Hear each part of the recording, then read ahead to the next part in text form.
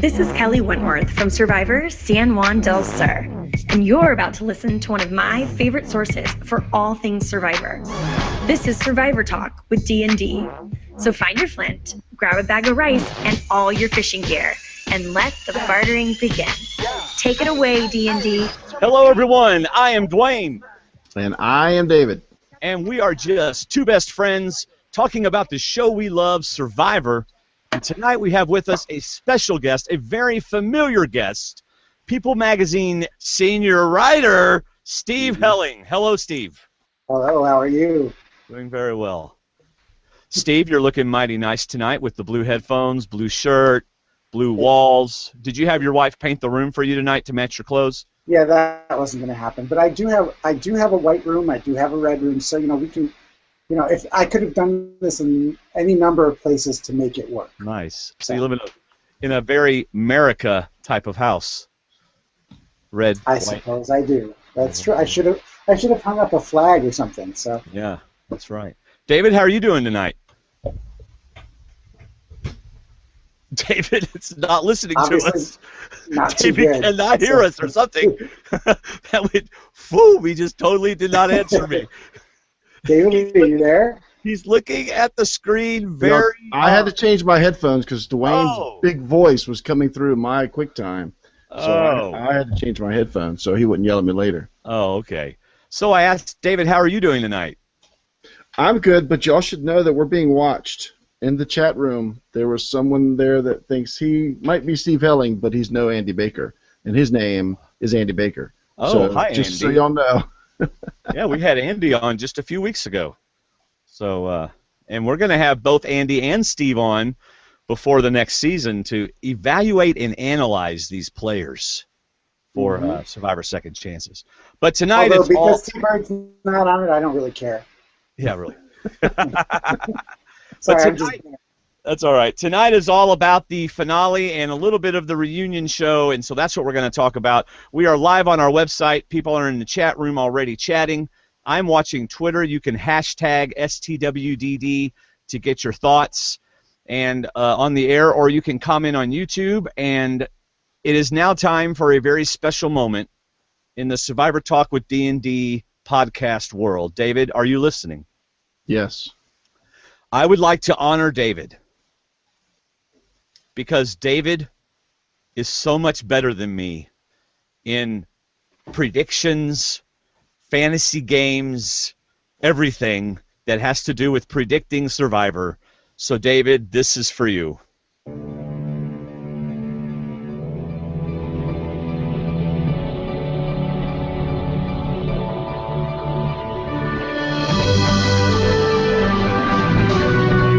All right, David, you get your next pick for the horrible named cholera. This poor tribe. Oh. All right. I'm going to have, like, body sores all over them. My next pick is actually my second pick in the draft. Your two picks were like 5th and 6th for me. Awesome. Yeah. So my next pick is actually my winner pick. Oh. Yes, my winner is from the Blue Collar Tribe. Oh, I hope it's the same person. His name is Mike. I have the Mike, same one! wow. Yes, I have him too. He is way down on my list. I have him too, David, number 1. Okay, Dwayne, you can sign off at any time. We'll just finish this podcast. Yes. We'll take the angels With singing in the DK. background. Every time we have the same pick, the angels start singing in the background. It's awesome. Look, Daddy. Every time a bell rings, an angel gets her wings. Every time we make the same pick, the angels sing. Okay. I like Mike. I like him on that tribe, and I Yeah. like him blending in once the merge gets around. In fact, I've got a couple blue bloods, is what I was about to call them, making it through past the merge. So I think that could get him there, and then I think he has a chance to win. Wow, so Yeah. you have picked Mike to win the entire game. I have, yes. Wow. Okay. Kelly? Yeah, Oh, you also I picked him to win did. the game. Yeah, I did. After his Gordon Holmes interview, I felt a lot more confident about him. I liked him more than what I just saw from his TBS video. So. What I like about him is him getting to the end with some really smart, talkative, outspoken people, and people voting for him instead of the people that knocked them out. him not necessarily being the one that stabbed everyone or lied to people, but him going to the final with people that did. So he's gonna pull a Sandra or what? Yeah, as long as it's not me. He's willing to be the villain, but I think he's going to see at Final 6, Final 8, hey, these people keep fighting, these people keep turning on each other. I'm just going to keep standing behind them, letting them take the brunt of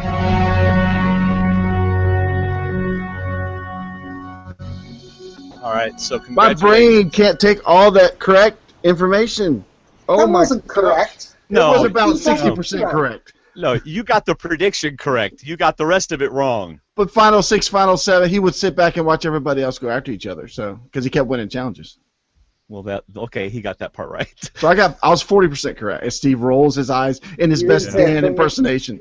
You didn't say a thing about challenges. You didn't say it. You didn't say it. So. Oh wait, no. Here's Dan.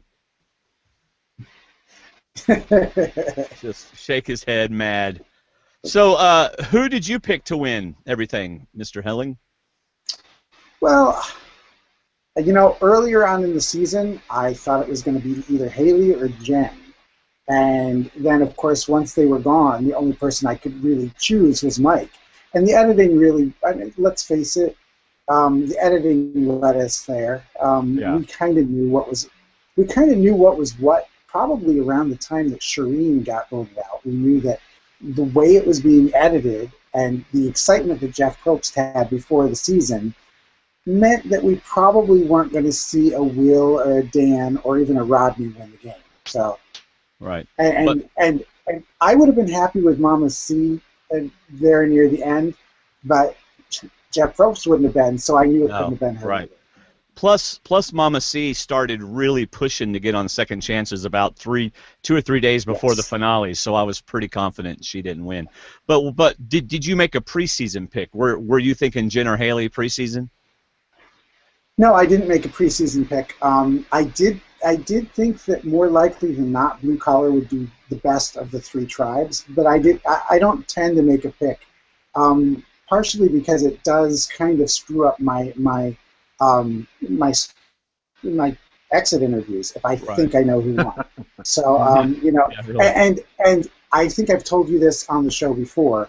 One of the contestants who was on Blue Collar was somebody who I recommended to casting who made it onto the show. That is right. So therefore, and that was Lindsay, and so therefore I didn't want to guess. Right.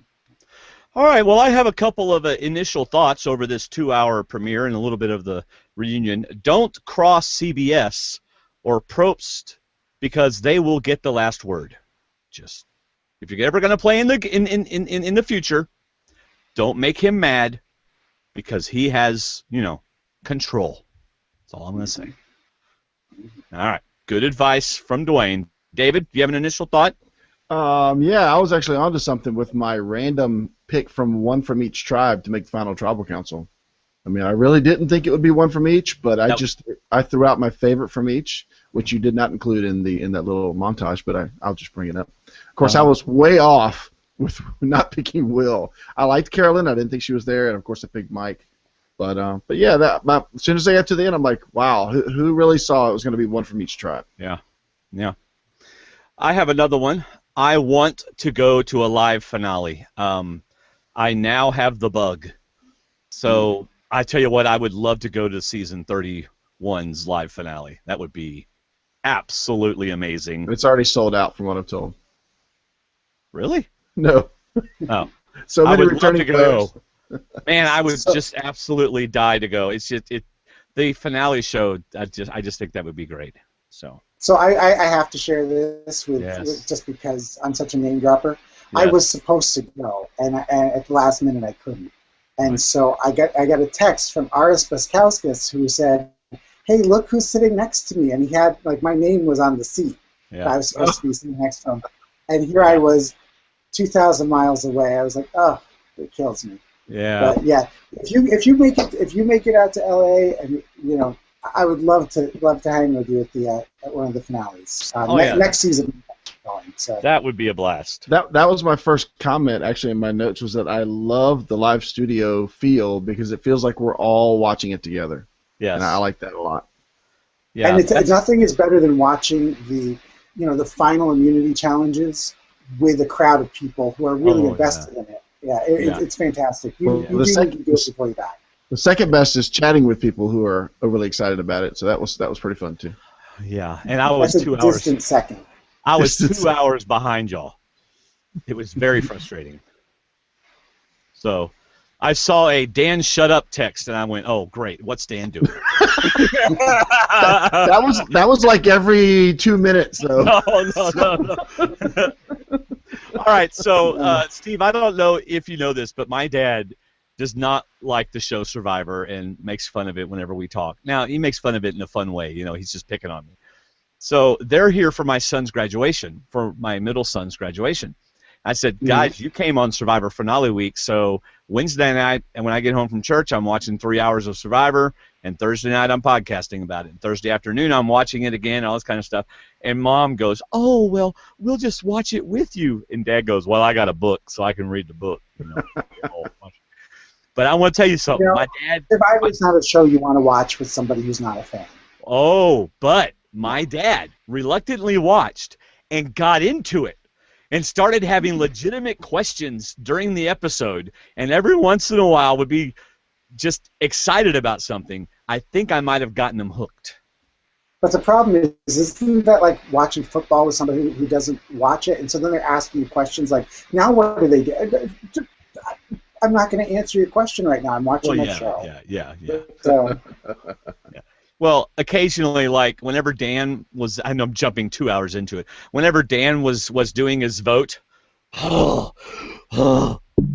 hitting the thing, my dad goes, "Gosh, there's a producer over there going, bang your head on the table."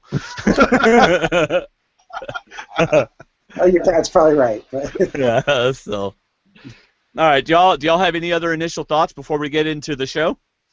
No, this was weird for me because I was actually at work last night, and a guy, the contractor that was doing the upgrade at our location is also a Survivor fan. So whenever I go over there to talk to him about work, we end up talking about Survivor, which is awesome. And so it's like coming around 8 o'clock, and he comes by. I'm sitting in my office while he's out there working. He'll peep in and say, "Have you turned it on yet? Because we are watching, right?" I said, "You're working." He said, "No, it's running. It's running by itself. We'll watch it." It's the worst upgrade ever. So we watched until the end of the first immunity challenge, and then he was done. So then I had to take off home. I get home. Gracie's got the remote up ready to stop it. I said, "No, I want to watch it live because I want to hear a live reaction, so we'll just skip." So I actually missed a section in the middle of the 2 hours, but got back in time for the fire burning challenge. So I did miss a chunk. Yeah. But it was neat, and then watching the live reunion, that was neat. Right. It was fun watching it because my wife was in there. My wife's a big fan, and my mom and dad were actually having fun watching it. So I have a question for y'all. Well, Steve, you didn't say anything. Did you have anything? no, I mean, my problem is when I was watching it, I had a story due about who wins. So I'm Right. kind of recapping it as it's happening. So I missed some of it just because I'm writing as I'm doing it. Mike- So I will probably watch it again sometime soon. Yeah, Mike won. Oh, okay.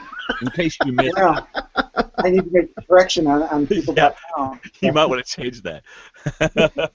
Oh, by the way, thanks for mentioning us in your People.com article, I guess last week, about Kelly. And yes, Kelly's on. All right. Kelly. Kelly.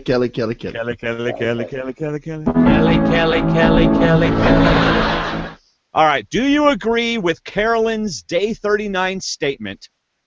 This was a season of gamers. Do you agree with that statement? Yes. Steve? Do I just have to say one word, like yes or no? No, you can. No. Okay. Yeah, David yes. took the easy way out. I mean, sure. You could argue that any season is a season of gamers. Maybe they're not good gamers, but they're gamers. I don't know that there was a lot of swinging for the fences this time like there was in Kegging On. But, Right. yeah, we saw some solid gameplay. I'll give it to Rodney. Had some good, solid plans. Yeah. There are some other people that we weren't shown whatever game that they had. Right. I talked to Sierra today, and she said, you just didn't see a lot of what I was doing. Right. So maybe that's true. Yeah, I thought that Mike and Carolyn both had game from day one. Whether it was good or not was one thing or another. But they both had a plan. Both their plans changed. They adapted their plans. Some of their plans fell under the rug, and they had to come up with a new plan. And even Rodney, the guy that wasn't, the fan, didn't know a lot about Survivor, but got into it, worked, I thought, every day to get to the end. He was a little disillusioned in my mind, but still, even his failures were still plans. Right. So, she didn't say great gamers. She just said gamers, which I liked, and I appreciated that they played. And I will give him this, too. Rodney got together, Rodney, Tyler, Carolyn, and Will, and they were going to be the final four. And three of them made the final four. Yep. He did a good job. He really did. I kind of got the impression that she was implying that that this season had more gamers than previous, and I would say that's probably not true. I would say Carolyn was. I would say Shireen was after she got away from Max. Tyler was, but they didn't show us much of it. Mike was. Rodney was, and that's it. Those are the gamers. That's not a. Oh yeah, did I say Rodney? Yeah. So those are the gamers, and I don't really think, she didn't really have trouble until, well, if Mike hadn't kept winning immunity challenges, it wouldn't have been an issue at all. So how many did you come up with? Did you count? 1, 2, 3, 4, 5. Only 5. So name me 6 gamers from San Juan del Sur. Dude, I don't even remember their names. I thought you said there were less this season than previous, so I was going by previous. I thought you were comparing it. No, what I meant was she said gone by. No. Okay. Well, what I meant was she made it sound like the season was full of gamers, but out of 18 people, I only count 5. Is where I was going with. You're counting past the merge. Whatever. Just stop putting me on the spot. I mean, here's the thing, and this is not meant as a slight to anybody who's been on Survivor. But every single year I talk to people who've been on the show who say that it was the best season, they had the best cast, we had the closest cast, we're the Dirty 30. Look, no, you weren't always the best cast. You weren't always the most cerebral cast, whatever. It's fine. Believe what you want to believe. The bottom line is it's a TV show. And by the way, I just, as we're talking, got a note from CBS that basically says that, yes, Survivor is a top 10 show for the season. So, yes. Oh, I thought you were saying you had 3 tickets for next year's finale. Next season's finale. For us. Yeah, because they're watching the show right now. Yeah, hi, John. Yeah. Man, I'm just going to stay away from Probst. I don't want him mad at me. That's all I got to say. I do not want. He'll bring up a podcast from One World and say, "You see how you guys sound?" Yeah, he'd be like, "I got proof." What's with the Plantronic headphones? All right, so the show starts, and they're going to review the final 5, and Sierra didn't really have a good argument for herself. Basically, I'm keeping my options open, but if I'm going to win, I have to change the way I'm playing. It's day 37. It's time to change, or day 35. Time to change. It said she hadn't offended anyone on the jury, but she actually voted everybody onto the jury. Yeah, there you go. So I would consider that. Well, you can do that. Offense. Oh, we just lost Steve for a second. He'll be back. So he'll be back in a second. Will's. Oh, go ahead, Steve. What did you say, sir? What happened? We lost you. I'm gone? No, you're back now. Your voice is back. Okay, I'm a little freaked out now, but no, all I was going to say is that not having offended everybody on the jury sometimes will work. So had she made the end with the right people, she might have gotten a good second place finish. Maybe she would have won. Who knows? Right. Do you think she could have beaten Rodney? If she were able to give a coherent enough jury, a speech, maybe. Now we didn't really get to see their speeches, so. Oh, I know. But if she were able to handle herself with the jury, maybe. Yeah. I think it would have depended on Rodney's speech, because if he tried to claim a lot of stuff that he didn't do, then I think they would have raked him over the coals for it. Yeah, possibly. All right, so then you had Will, who basically just said, you know, I did what I could do. I switched alliances. That's either good enough or not. Nothing big there. Then you have Carolyn. I worked hard, fighting tooth and nail. She has a viable chance. Rodney, I dominated socially. I am guaranteed sole survivor if I make Final 3, which I do not, which Probst showed last night, maybe showed last night, but that's not true. And then Mike, my back has been up against the wall the whole game. I'm going to take the bull by the horns and run with it. So those were the 5 people getting to tell us a little bit about their story coming into the finale. All right, you ready for night 35? Mm-hmm. All right, time for a little alliance chat. Right? Mike's like, really? They voted for her and they're off together again. He's like, we got to get Mike out. The final 4. I don't know when 4 people go out and 1 person is left behind, how much strategy talk can there be? Okay, now you're going to vote for Mike, and you're going to vote for Mike. I mean, yeah, really. You know, all that needs to be said is pretty much, okay, we're cool with Mike? Great. Yeah. But Carolyn, I was glad to see that she did stand up and say, you guys all of you just voted for me. Because Yes. they did try and flip the script on her and be like, you know, why didn't you tell us you have an idol? And she's like, Right. you voted for me. I mean, Uh-huh. so, but, you know, they were still united and whatever. Yeah, Well, I called it the optimistic huddle, Rodney called, because, like you said, they're all hoping that one of them wins and Mike doesn't. But I liked, to me, it was just another reminder that Rodney just doesn't get all the aspects of the game. He is totally befuddled how she couldn't tell them she had an idol. Why didn't you tell us this so we wouldn't have tried to all vote for you last night? But at the same time, like Steve said, I liked how she played it. I still need them. You know, I don't need them to turn on me. I still need that group. Right. You know, this is an example of Carolyn playing a good game these last several episodes because she is playing both sides. Mm-hmm. So instead of getting mad, like Dan would have gotten mad or Will or some other people would have gotten mad if they got votes, she goes to them and goes, that's cool, we're all still 4. Right. But she also says, but I know where I'm at, so I've got to go get with Mike. So kudos to Carolyn. Like she always had plan A, plan B, and plan C. Yeah. Mm-hmm. That's right. All right, so let's get to the reward challenge. They're playing for a family visit, and we get to see emotional people, including Probst. I hate the family visits. Do you really? I've never liked them, and in fact, somebody said to me today, you know, oh, you just don't like crying. I'm like, no, I've never even come close to crying with it. Yeah. I don't know. I'm not good with watching other people cry. Yeah. Well, see, every time I see the family visit, I imagine if I had one, and that's what gets to me. That seeing really? one of my family members come out, Did you and tear up, David, while you were at work? Did you have to get some tissues? no, they were actually my coworker who's not a fan.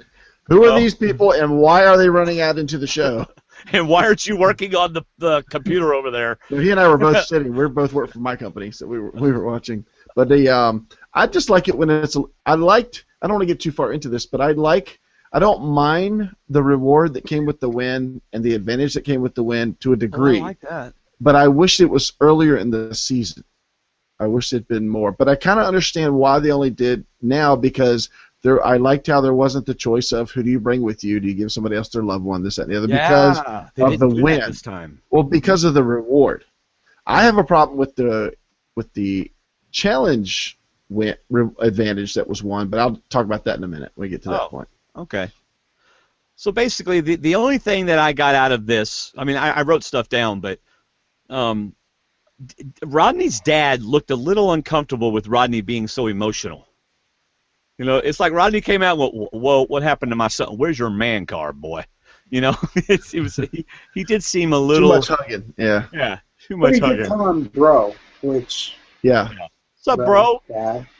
I think that's how they all talk to each other. That's But awesome. I think Rodney's been under the influence of this Dirty 30 because that's how they seem to treat almost every day when they come back from something. Good job, handshakes and hugs, you know, and just yeah, his dad did look a little like, hey, what have y'all done to my son? You know? But were we all not blindsided by this sudden revelation that he has found peace about his sister? CBS has shown us nothing about this.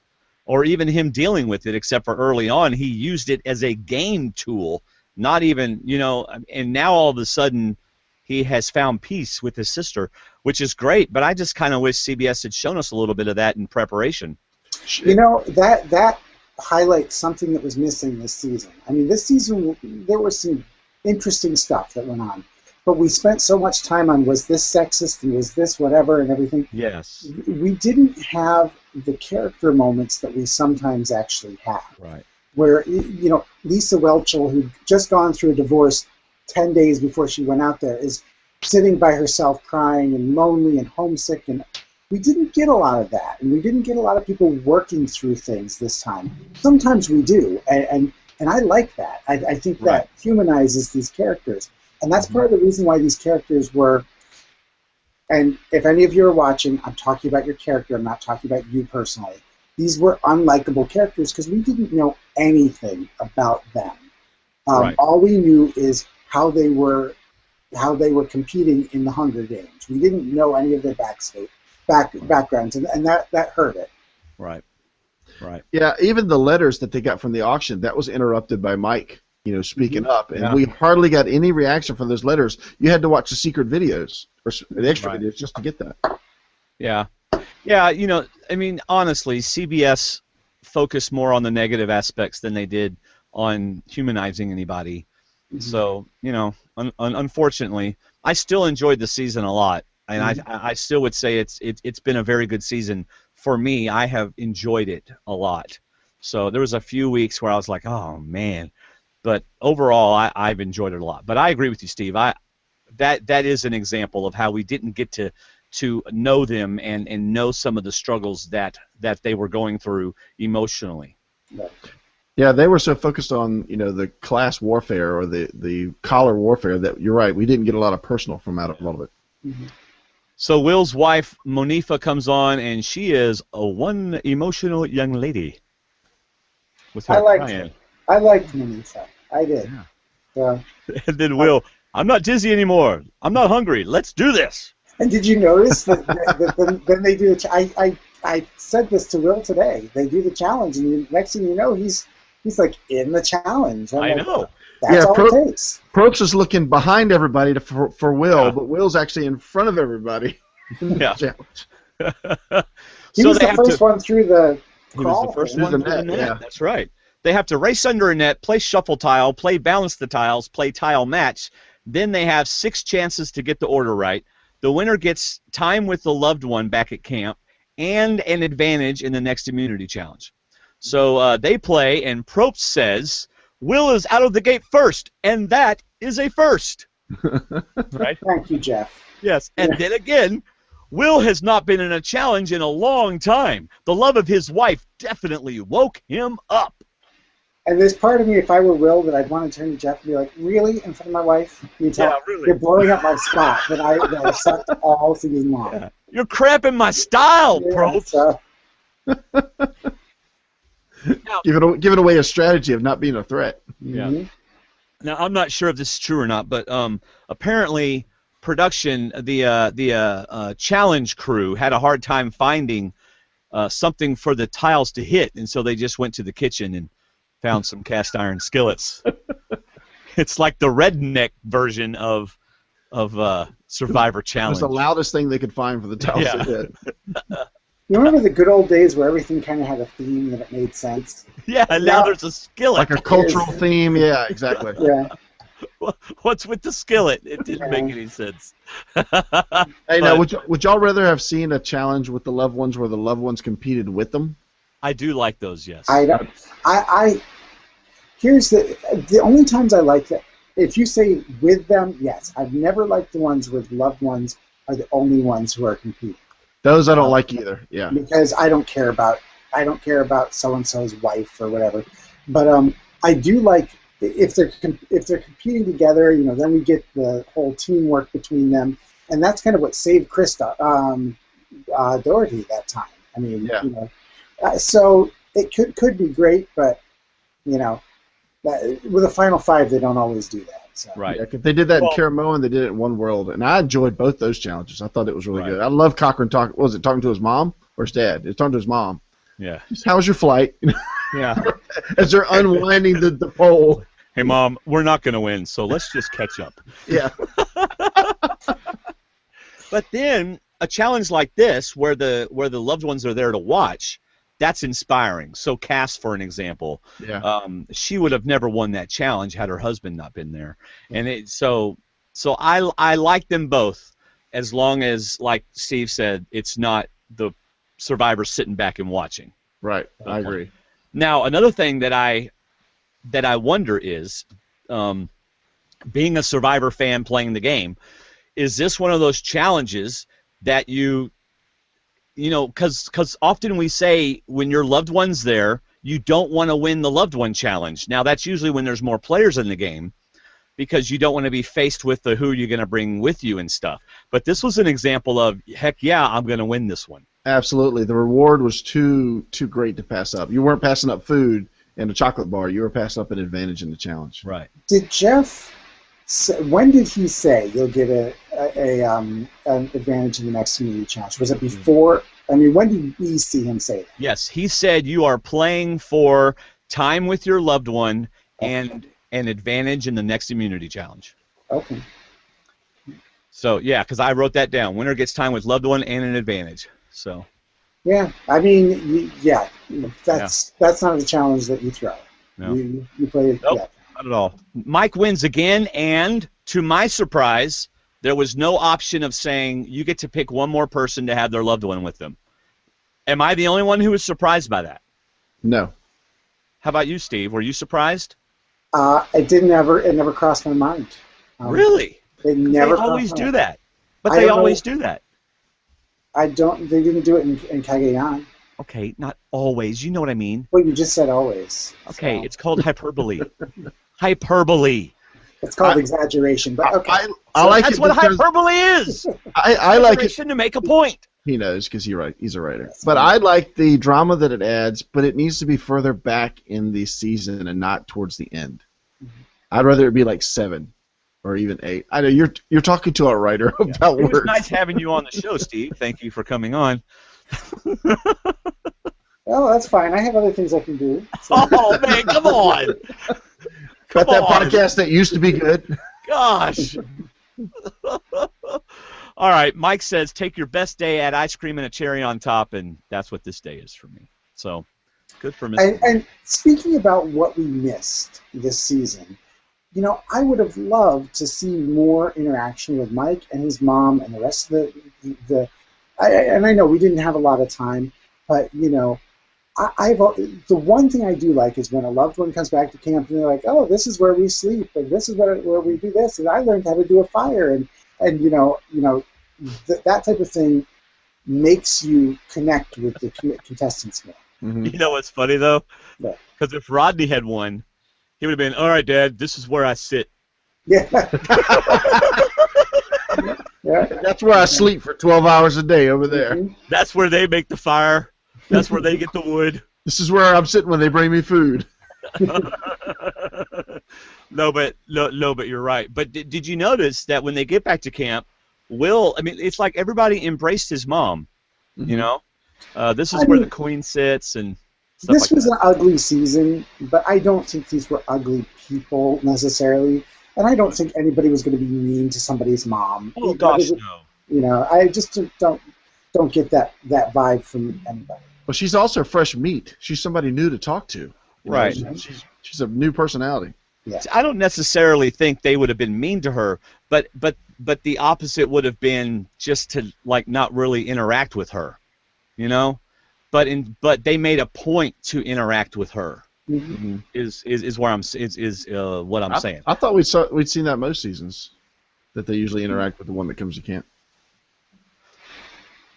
I mean, I'm just gonna be quiet today. No, I'm just, and like you said, nobody had. Frankly, if you were these people and all you've had to talk to are these other people, Yes. I don't care. You could bring Roseanne Barr in there, and I would sit there and talk to her for hours. Nice. I think we're safe. I don't think she's listening. I don't either. That was funny. Of all people, WorldsApart. I was just thinking, who do I not like? And that Okay. was the first thing that came up. All right, so I would talk to Roseanne Barr about Sleepless in Seattle. That's what I would talk to her about. There you go. I would think you'd rather talk to Rosie O'Donnell about Sleepless in Seattle. Oh, I feel like Oh, I was so confused. I know. Steve's picture is still frozen to me, but I could tell he was confused. I was like, why are you talking to her about this is not my best night. And he wonders why I keep winning challenges. Yeah, this is not my best night. Oh my gosh. That reminds me of the scene in Notting Hill when he says, "You were great in Ghost." And she goes, "I'm sure Demi Moore was great in Ghost." All right. Okay, well. I wonder if we can get back to the road that we were just on, or if we're going to be on this rabbit trail forever. No, we're not. Yeah. So sounds like they were all enjoying her being at camp, and he made a couple comments to his mom. It's rough. There were a couple of days no one even talked to me, and I'm out here by myself. And I just really thought his mom was awesome. You know, it was all about him. I think that's the essence of the reward. Yeah, because he gets to talk to somebody freely. Right. He can say anything he wants, and she's going to listen. She's not going to tell anybody, and I love that part of the reward. You get a moment to just unwind and relax, and to me, that's just as good as anything, almost better than food. You know, it struck me. We haven't seen a lot of times where the person who gets their loved one and really spends time with them spends the time explaining that I'm on the outs and things aren't good. You know, usually it's like, oh, I have an alliance with this person, and we're going to do this and everything.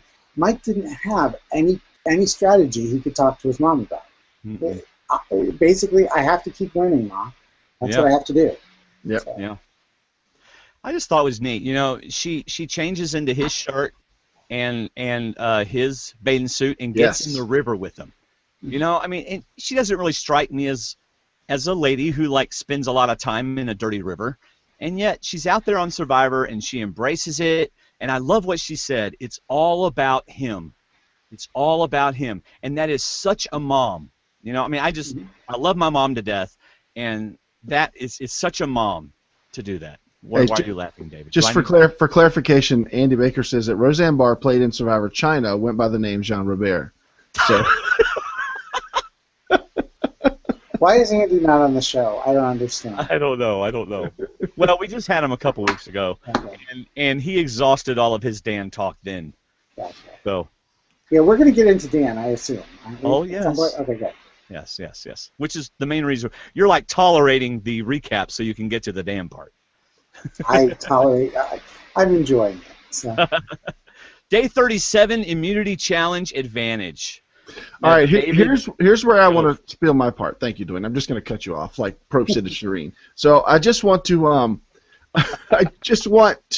this is where I think they missed an opportunity, because they before they told Mike the advantage he won in the challenge, they should have offered him the chance to offer one more person their family member, and in doing so, that would give them the same advantage, which he probably would have turned down. I don't think he would have given anybody else a chance to get an advantage. I did not like the advantage in this challenge because it's a Final 5 and a Final 4. I don't like advantages in those challenges, so I wish they'd done this differently, and they would have sent the loved one to the maze, and the loved one comes back and explains it as best they can. Mike should have never gotten to go to the maze. I thought that was way too much of an advantage. He basically walked through it, and I showed y'all that picture earlier that I thought there was a key to this maze. There's like a key to this. And to me it was the double boards. If there was a board beside another board which made the railing wider, that was circling the target. So if you look at that maze, all the medals, all the medallions were in the middle of double boards. If it was a single board rail, you weren't working in the area of a medallion or the immunity necklace. But all the double boards, side-by-side boards, were circling the targets. I thought that was kind of interesting. I wonder if she pointed that out or told him about that. That's interesting. We tolerate the fact that he got he got this advantage because it's Mike. I think we would all have been crying foul if it was somebody else. I don't like advantages and challenges so late in the game. I agree. Totally agree. Well, I mean, okay. I don't agree with y'all, but okay, well, I mean, he blew through this challenge. They were cheating, and they couldn't get more than 2 medals to themselves. How were they cheating? No, not cheating. They were They weren't helping each cheating. other. They weren't cheating. They were helping each other try to find the medals, and they still couldn't catch him. Yeah. I just also happen to think he's super good at challenges. You know. Yeah. Well, yeah, and Rodney looked like he wasn't even trying the whole time. Rodney is one of those people, and we see him every so often on Survivor, that he's built like he should be able to be a good challenge competitor. And yet, you know, when they decided to get rid of somebody at Final Five, they didn't get rid of Rodney because of his challenge strength. So. Right. Rodney's like, where's the hoops? Where's the football toss? Right.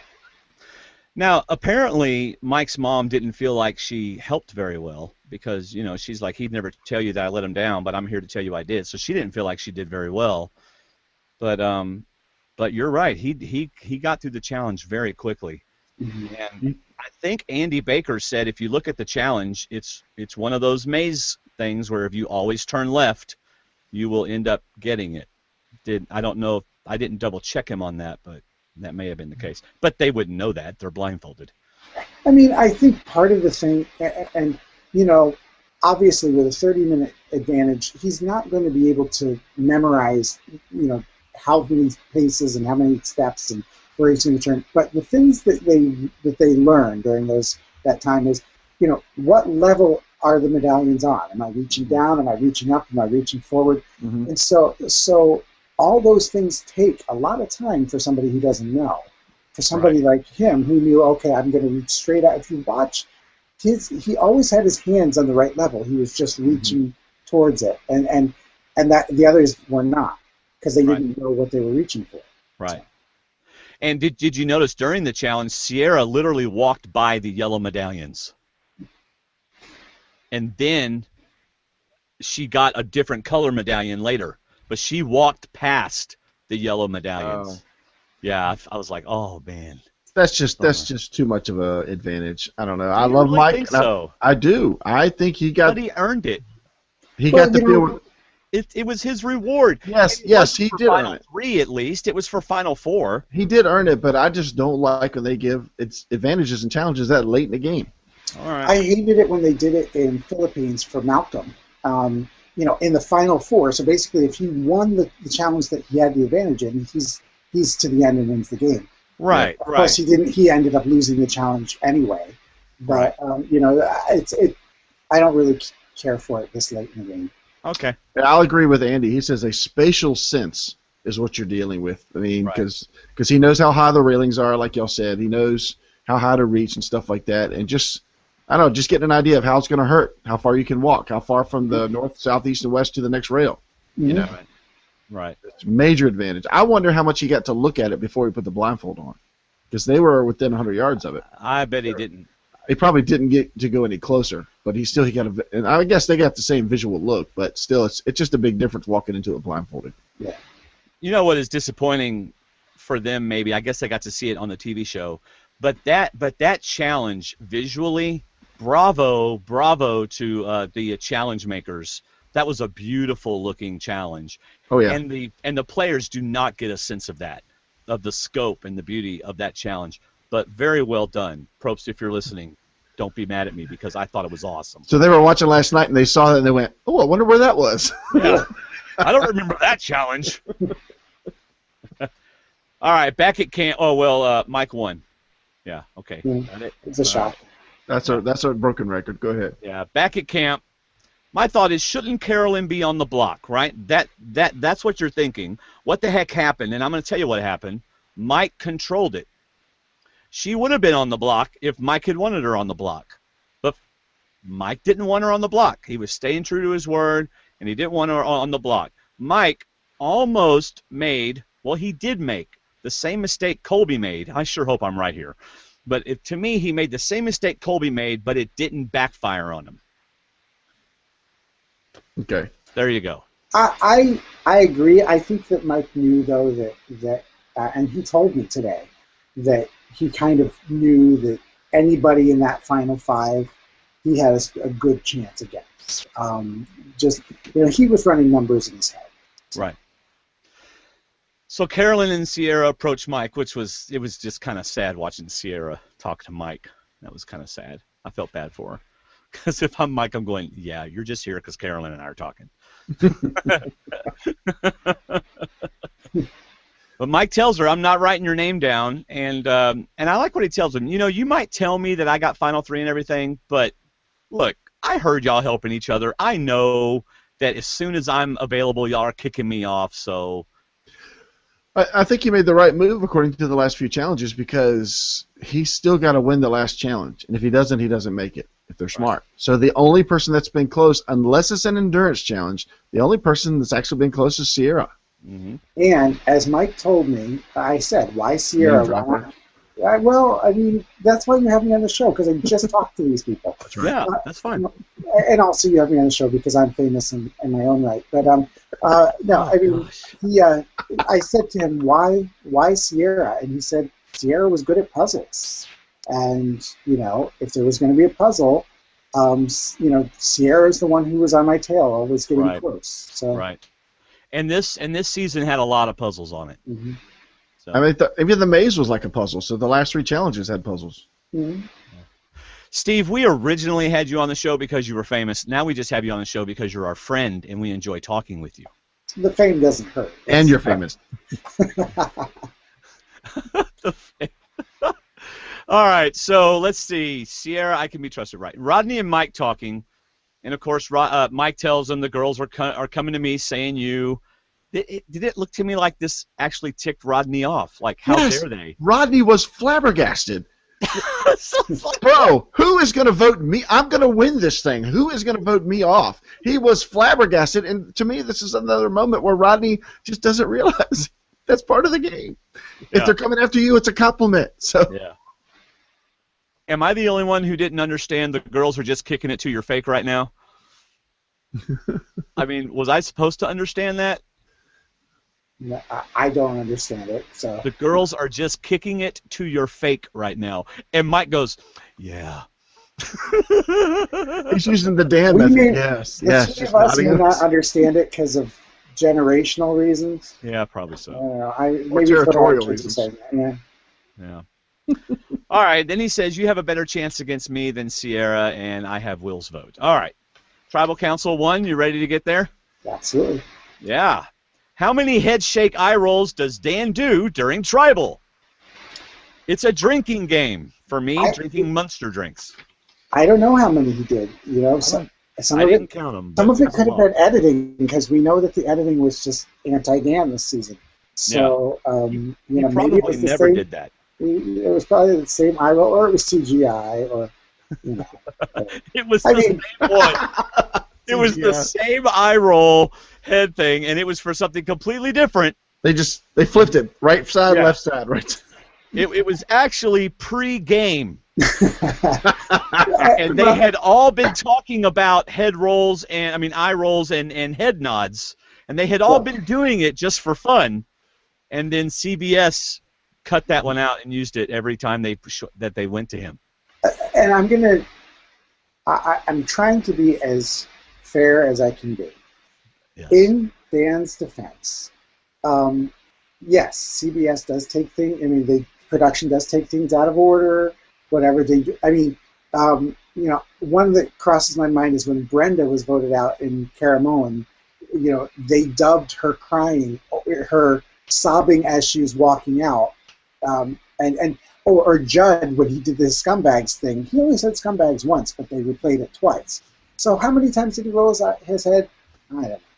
Who knows? Andy Baker says 63 size is what he has. There you go.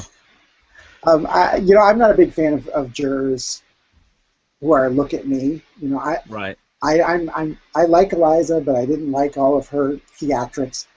Uh-huh. You know what? You're there to be quiet. Right. I like what Mike said. Look, I like y'all, but I don't know if he said it here. Yeah, I trust but no he one. said, I can only trust me. Yeah, he said it here. Yeah. So, Sierra, I'm playing hard. I'm trying hard. Probst's like, you want them to not vote you out, right?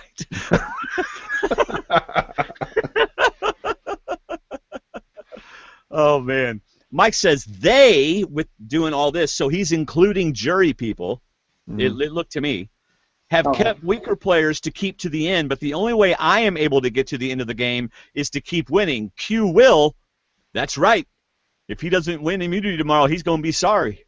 Which was one of those things that when it was supposed to be two, Rodney or Sierra, that in itself would have made me, if I were Mike, think,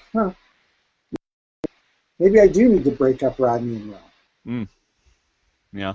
I thought that, and I don't think Rodney was thrilled with Will's answer there either. I don't think he was either. They showed us at least 3 or 4 times, and no, I can't go tell you which ones they were, Will being cocky about this kind of stuff. He was so comfortable with where he is in the game, which is the GOAT that everyone wants to take to the end, that he would say this kind of cocky stuff all the time. It just felt like it. I don't remember seeing a player doing this kind of stuff before. Jervis did it. Okay. I mean, there have been a few who. Tyson did it. I mean, there's a few who. Yeah, I could see Tyson doing it. Who feel like they're in the safe thing, so they run their mouth. So. You know the difference though between Tyson doing it and Will doing it? Tyson doing it, he may be doing it for some other motive that we don't know about. Will's just speaking what he's thinking. I mean, Tyson is a player. So, but I mean, I'm not. Jervis is a better example. Jervis is like, you're leaving. Believe that. Right. Which I'm like, oh, shut up. Yeah. Seriously. Right. So, well, everyone votes for Sierra. Sierra says bye. There's so much for Rodney's social game because after 37 days, he still doesn't know how to spell her name. Yeah, really. So. But he spelled it perfectly if it's Sierra from Blood versus Water. Blood versus Water, yeah. Well, that's what he was thinking if he had seen Blood versus Water. But right. he protects his own mother. Rodney does. We find that out later. So maybe he just doesn't like anybody who would vote out their own mom. Yeah, that's it. Day 38. Let's go right to the immunity challenge because that's what they did. And I'm telling you, I said to my parents, okay, they had to have gone through a medical check before even attempting this monster challenge because this was one heck of a challenge. I think I tried to pause it and count. I'm pretty sure there were 60 to 75 steps. That is a lot of steps. Isn't that like climbing an oil rig? It was high. That had to be 50 foot high. It was. Yeah. So they untie knots. They run up 50 feet of steps. They get a key. They slide down. They go through an obstacle course, which was climbing and dropping down and stuff like that. And then they get a bag, and they had to do that 3 times, and then they have a puzzle. I really love these in-game challenges that Survivor's been doing lately. I just like them a lot. So. And the one thing I really enjoyed about this one is that it's not really that difficult of a puzzle in the fact, there are some. I would have been annoyed if it were a really tough puzzle, but it was enough of one that Rodney just couldn't do it because he was so exhausted. And I like watching people who are too exhausted to do something. Right. Rodney was like, holes and pegs? Oh, come on. Well, yeah, Mike even said it was later on. It was a tough challenge, but I'm like, this is kind of square peg in a round hole type thing that you. Yeah. It's not like you got to see a picture and figure out what the picture looks like. Right. Yeah. So Mike wins. I mean, I don't know if there's anything else you want to say about during the challenge. Is there? I loved it. I thought it was a great challenge. Yeah. They added a few sound effects for Will's breathing. No kidding. From all the way up the stairs. Of course, if Cochran had been in this challenge, all the bags would have been untied, so he just would have to crawl through and pick them up. Well, that was his reward, I think, for one of his challenges. So Mike wins. Carolyn was not as close as you might think. I think she still had 3 or 4, maybe 5 pieces left. But all of a sudden, Will has a moment. It's just like one of those, I am mentally and physically exhausted, and I'm about to cry, so I'm going to start saying stuff. That's kind of the feeling I got from it. So, I asked Will today. Again. Oh, good. Tell us. I asked him, because here's my thought. Is this a genuine moment, or do you just kind of, because Sandra one time said, I didn't have immunity, so I went to the person who had immunity and asked them what we should do. And there was part of me that wondered, okay, are we sucking up to the guy who has immunity? If that's, which is fine to do. But he said, look, I even have my notes. He said, I was showing respect to a good player. Yeah.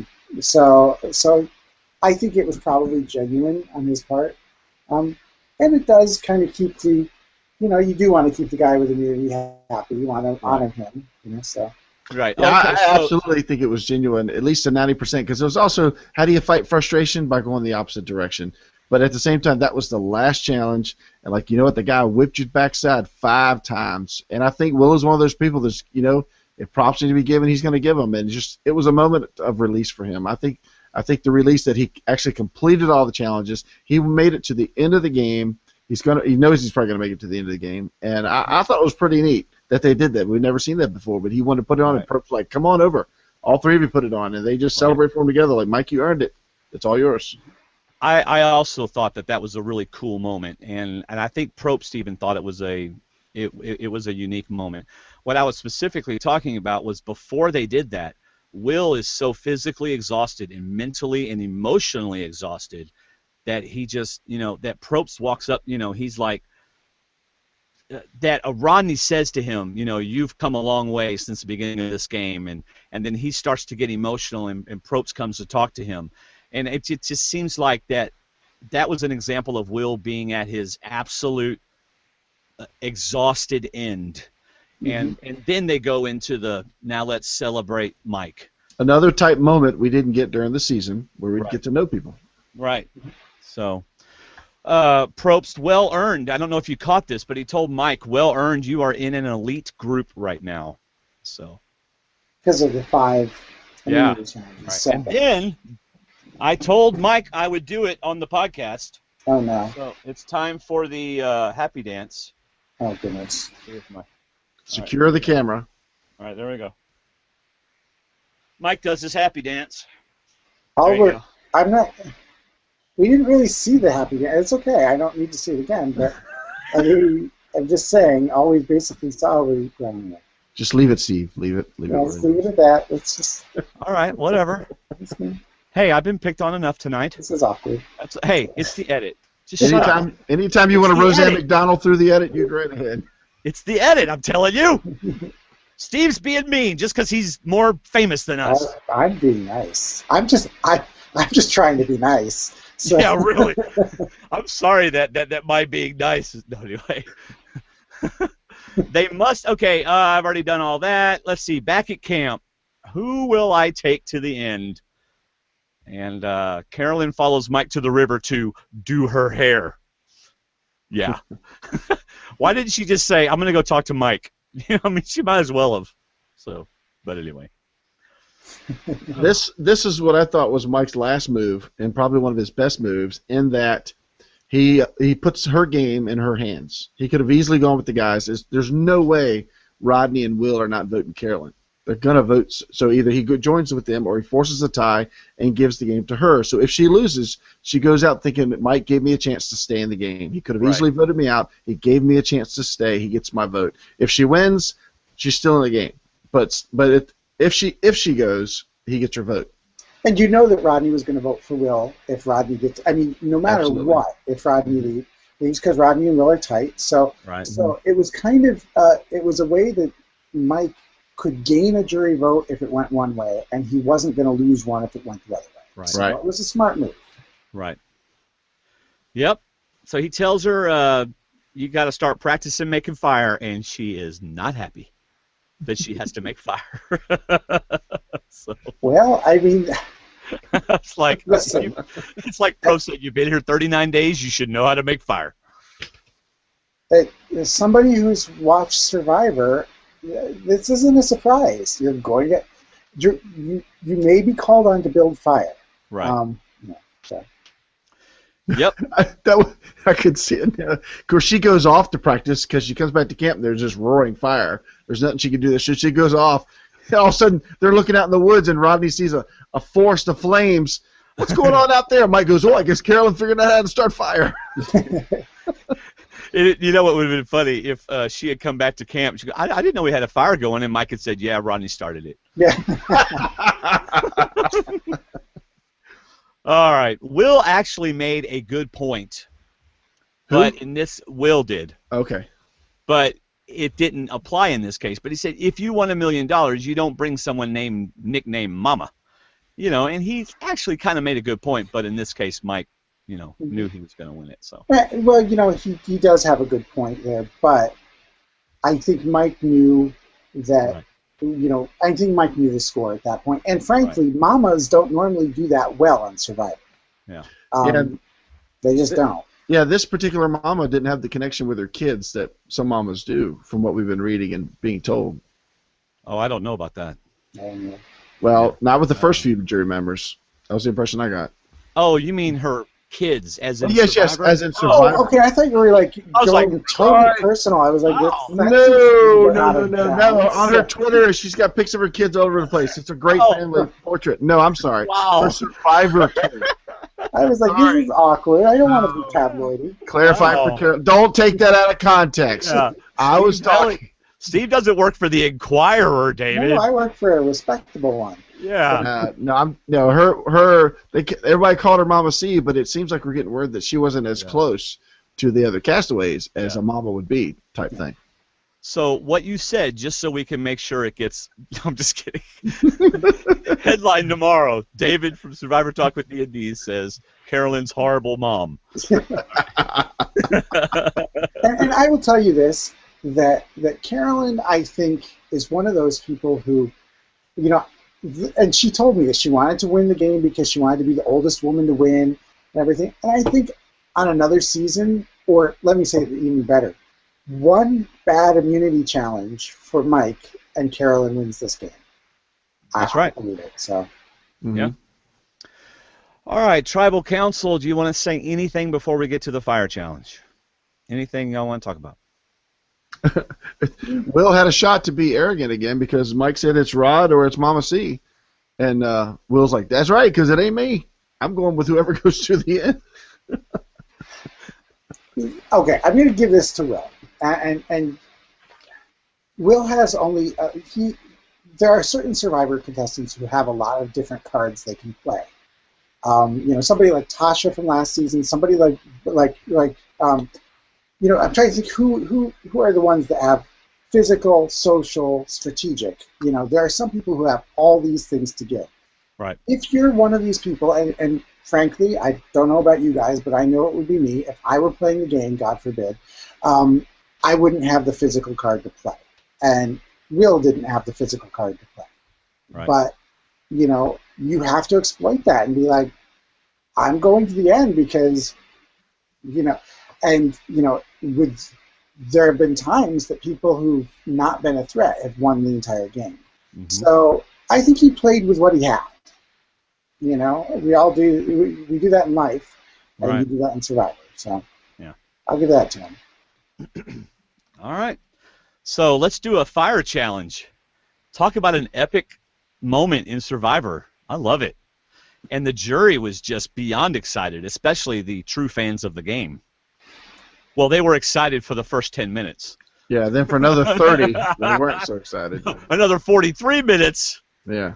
I was disappointed that they didn't do the Becky Sandra thing and start giving them matches after an hour or whatever. Oh, wow. I think Probst had them ready, but they never got to that point. Blow torches and gasoline. So what was it? Was it 45 minutes long? 53 minutes till Rodney got the first. 53 minutes, and then they both got fire within 30 seconds. That's amazing.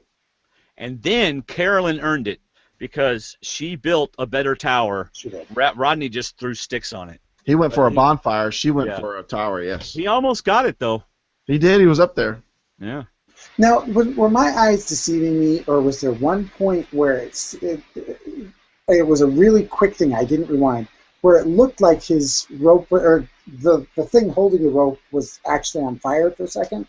Yeah, his fire was engulfing the stick that was on Carolyn's side of his stand. Yep. His inside. Yeah. Okay. I thought it was going to take the stick out instead of the rope. But that's still that would have won. Yeah, would have broken the rope. Yeah. Rodney catches the whole area on fire except for his rope. He's burning Carolyn's rope with his fire. Oh man. So Rodney was not happy about losing. You know, the whole whatever, you stupid piece of, it was not. And I give it, yeah, you've made it 38 days, and then Yeah. He's just got a little entitlement going there. I'm sorry. He still doesn't understand why Mike wouldn't send Carolyn home instead of him. Right. Simple things in life are the best things in life. Who said that? You just did. Rodney did. Rodney. Did. Yeah. How did I miss that? 10 minutes after he got voted off. That was after Probst said, now watch how Rodney felt 10 minutes later. After he went through the redneck speech. Yeah. 10 minutes. All right, day 39. By the way, Rodney went home, for those of you who didn't watch the show. They see a whale out in the ocean, and apparently they hadn't seen one for 39 days. That's pretty awesome. So, a lot of things happen on day 39 for some reason. I don't understand that. It seems like that happens all the time in Survivor. I think it was a CGI whale. Mm-hmm. The whale was not edited very well at all. And production told them to say, we haven't seen that in 39 days. They had no idea why they were saying it. They didn't know about the CGI whale. But anyway, speaking of seeing whales, a little bit of a rabbit. I'm going to be in Kissimmee, Florida next week. So if you're a Survivor Talk with D&D listener and you live around there, let me know and we'll say hi. But we get to go snorkel and watch the dolphins and manatee swim. That's going to be fun. So anyway, all right. Will says, "No, I'm so glad we get to do no more strategy and stuff." And I'm thinking, dude, you have a speech to prepare. There's some strategy left in this game, but I know what he means. But still. So. Yeah, I wonder. Some people have been planning their final speech all along. Some people don't wait till day 39 to do it. So I don't know what, and we didn't get to see the opening statements at all, if they even had them. I don't even know if they did them. They did. Probst said that they cut them out. I think it was a redundancy thing when it came to the questions and stuff. I still like the little, this is why I deserve to win, because I did this, this, and this, and I'm ready to answer your questions. Right. David. Mm-hmm. Can I stand, please? Oh, no. Who did that? Little trivia. Who did that for their speech? Wasn't it Chelsea? Oh, I don't know. I don't know. Okay. I thought you were going to do another happy dance. So no. So Steve turned away. I thought it was Steve went to eat a taco. I thought it was Chelsea that she goes, Can I stand to give my speech? And Probst said, well, yeah, I guess. Okay. This is one of those podcasts where all my jokes seem to just lie on the floor dead. Well, you weren't even sure if it was Chelsea. You should know. Kind of like a dead fish of some sort. They're like Will on a ramp down into the water. You know what? We call a dead fish on my soccer team? Somebody's foot that doesn't work. Because we got a lot of right-footed people. I had one girl. Her name was Maya, and when she tried to kick with her left foot, it went nowhere she planned for it to go. So we called her left-footed dead fish. Wow! Way to go, Coach! Encourage your team. Hey, by the time she graduated, her dead fish was a fighting shark. She got to use her left foot, so that was incentive. Yeah. So they get to have a breakfast. I was a little surprised they didn't have a meal as soon as they got back, but they got a nice breakfast with some orange juice. Will decides it's early in the morning, but hey, alcohol's good early in the morning, apparently. Got the wine or champagne or whatever. So, did you notice Mike said to Will, now I literally did start from the bottom. Did you hear him say that? Yeah. Yeah, I remember him making a comment about starting from the bottom. Yeah. All right. So anyway, do you think they did the walk of shame or whatever? The whole remembrance thing, and they just didn't show it? I don't know. That's another part of Survivor I could do without. Oh, I know. I'm so glad it wasn't there. Yep. Yeah. I mean, the whole, especially because there's always somebody who was never on the tribe with any of these people, and they're like, oh, yeah she was pretty. Yeah, the one time they had somebody from each tribe to begin with, and they don't do it. Oh, who was that wasn't that the cameraman? Yeah. All right. This whole finale was felt so rushed. I didn't think we were going to get any fluff. Yeah. Final tribal council, no final plea. So Joe gets up. Congratulations. I don't believe him, but he says I'm an open vote. You have to earn it. I still think they all went in there knowing who they were going to vote for. They generally do. Yeah. And we know that these people go to production, or the production asked them, what are you going to ask? And that's what he had? He didn't even ask a question. I'll tell you this. Sometimes production makes them change. I don't know. I have no knowledge about him. But sometimes production doesn't like a question and makes them ask another one. Way back in Pearl Islands, do you think Johnny Fairplay wanted to ask Sandra how she represented Puerto Ricans? No. He had something else to ask, but that's not what production wanted him to ask. So they were okay with Sierra's question? Okay, I'm sorry, I'm getting too far. You go ahead. Oh, well. So Joe's basically, I'm an open vote, you have to earn it. Will, man up. Mama C, show how you outplayed and outwitted. And Mike, you won necklaces, but what else? I don't know, it just, anyway. Didn't you have it sounded like something Probst would say. Yeah, it didn't sound... Yeah, you guys got to man up and give your chances now, or your comments, because this is where it's going to count. Right. Haley. And the answer to you won necklaces, but what else? It's like, what else does there have to be? Yeah. You couldn't vote me out from Final 9 to now. So. Yeah, what else? I won chocolate. I won food. So, yeah. I did win all that stuff. I won America's heart. Whatever. You know. Captain America. Poor Haley. Unfortunate eye issue for Haley. I don't know what was going on there. But she had something wrong with her eye. I felt so bad for her.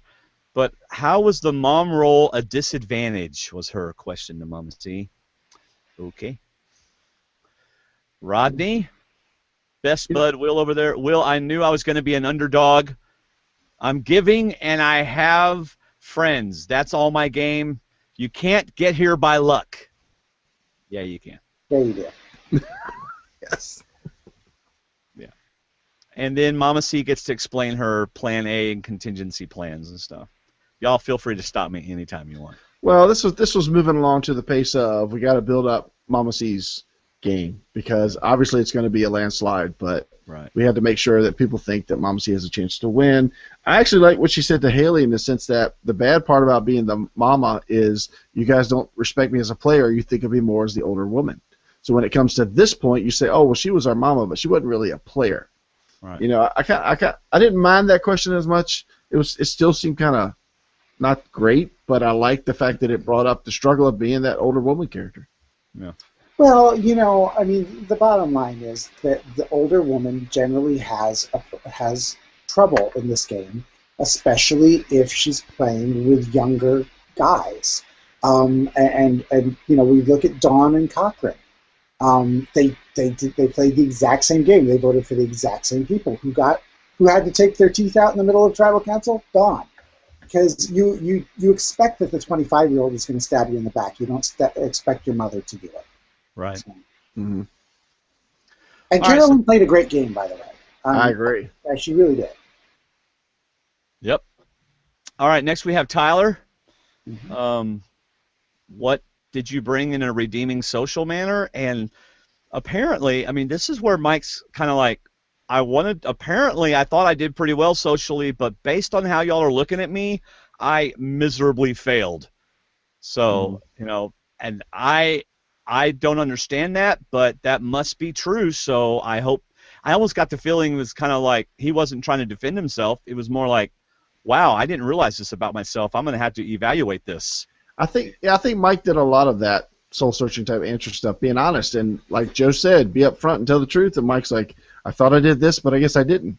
You know, and if I didn't, then I'm sorry, but that's how I tried to play. Yeah. What'd you think about that, Steve, about Mike's response? I wish I'd asked him about it, because I don't know if that was completely genuine, you know, oh, maybe I suck, maybe I'm not good, or if he, you know, figured out that that's what the jury wanted to hear at the moment. Yeah, well, that's part of the game, sure. You know, a lot of times people get all apologetic when they're not, or all whatever when they're not, just because they know that's what the jury needs to hear. Right.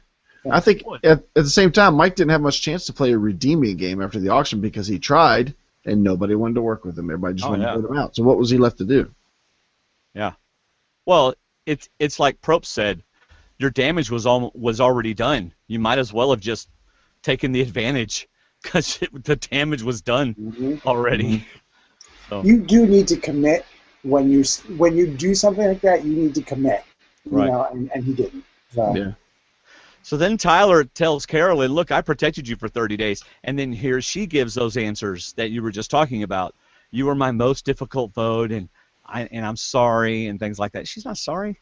That's the move she was going to make. I love her next line, though. You know, Survivor makes you do things you don't feel good about, you're not proud of, but at the same time, if you don't do them, you'll be sitting on the jury. Right. And, you know, and I love to throw these back, bring these up. Everybody used to look back at in Pearl Islands and say that Lil did a terrible job in the jury, and she didn't. She actually was very good in explaining to the jury, and she said something that has always stuck with me. You either play this game or you go home. Those are your two options. Mm-hmm. And, you know, Carolyn played this game, and she didn't go home. Right. So. Yep. All right, David, why don't you handle Sierra since you've already alluded to it? Okay. Dwayne, what do you like most about Steve that you would like to have as one of your characteristics? He's famous, and he drops names all the time. But I do not drop names all the time. Now and then, you know, I might tell you about, you know, golfing with Tim Tebow or, you know, hanging out with Dolly Parton, but I don't want to do that. But then you forgot the part about, but he does it so much, he does it offensively, and I don't want to be like that all the time. I don't want to collect. Well, he interrupted me, so I didn't get a chance. So I don't like that part of him. Yeah. Yeah, I like Mike's work ethic, but I hate his approach. But Mama C was awesome. I can see the jury just sitting there with production saying, we know who's going to win. I mean, there's not much. You want us to point out what Will didn't do, or do you just want us to be sociable? Yeah. Do you get the feeling like Sierra watched this episode and went, that's the question I didn't want to ask, and that's the question you showed me. That you showed. Thanks a lot. Yeah. And then she looked at Dan and goes, I agree with you. It's all in the edit. All right. Yep. Another joke flops on the floor like a dead manatee. Jen addresses the jury. I love it when people do this. I hate it when people do that. I love it when people do this. I love it. I'm a juror. Do not tell me who to vote for. I'm a grown person. I can figure it out. Thank you. Well, no, I didn't say if I was a juror I would like it. I like watching it. No, it's just like I plead with the jury. No, don't plead with the jury. Go ahead. Why do you like it so much? Well, because it's fun to watch. It's fun to watch. Passionate. You know, like they actually let her say what she wanted to say. You know, and it just felt like Jen, and I liked it. So there you go. It was Jen, but it better than whenever Spencer did it. I did like it. Yeah. I'm kind of on Steve's side with this. If you want to tell the jury what to do, then tear down the person you don't want them to vote for, or bring up something that they did was bad, and bring up something that you want the person to win that was good. But I don't know. I'm kind of the same way. It's almost like a wasted speech. It was a great speech, but it's almost like a wasted speech to tell somebody what to vote for when they've already made up their mind. Yeah. Well, they all vote in Mike anyway. Almost. But it was Jen. You're right. That was Jen. All right. So, Steve, why do you hate it? I don't know. It's presumptuous that I'm going to tell you who to vote for in the jury situation when you have your own reasons why you're going to vote for people.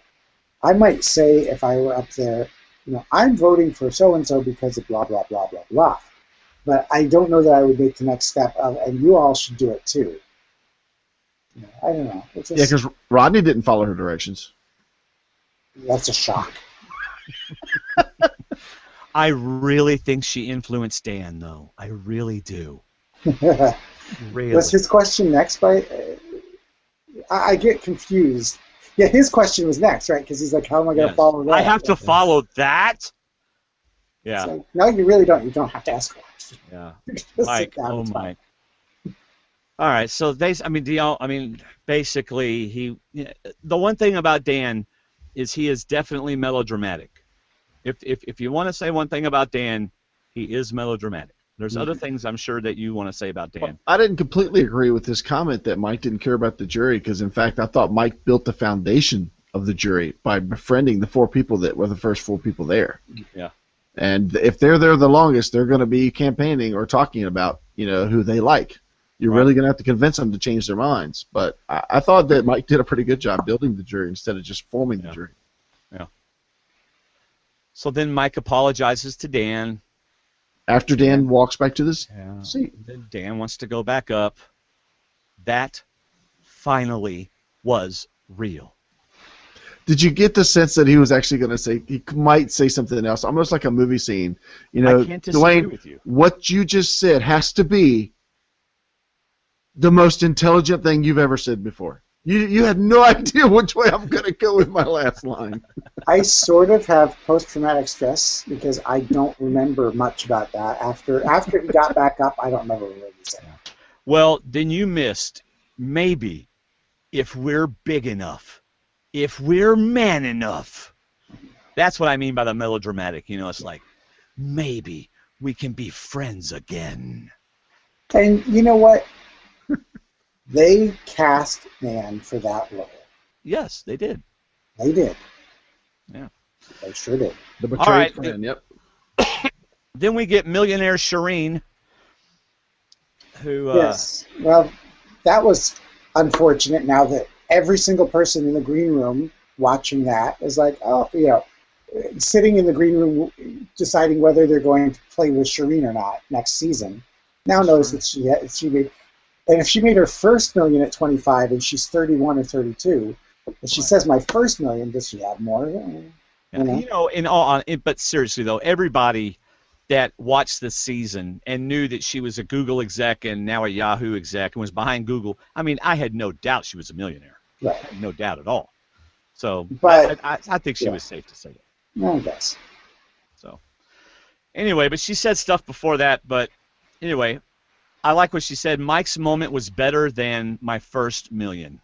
Mm-hmm. Mike rescuing me. So, all right. You don't have anything to say about her before we get to, or you can even talk about the animal stuff. I mean, the dead fish. I don't even remember what the others were, but the dead fish will always stick with me. Yeah. I've gotten to the point now after 30 seasons watching these jury things. It's almost like sometimes I wonder. Are you just trying to write a speech that you will be remembered for? Is that the whole plan? Because we've seen you're a dead fish, you're a rat, you're a snake, you're whatever.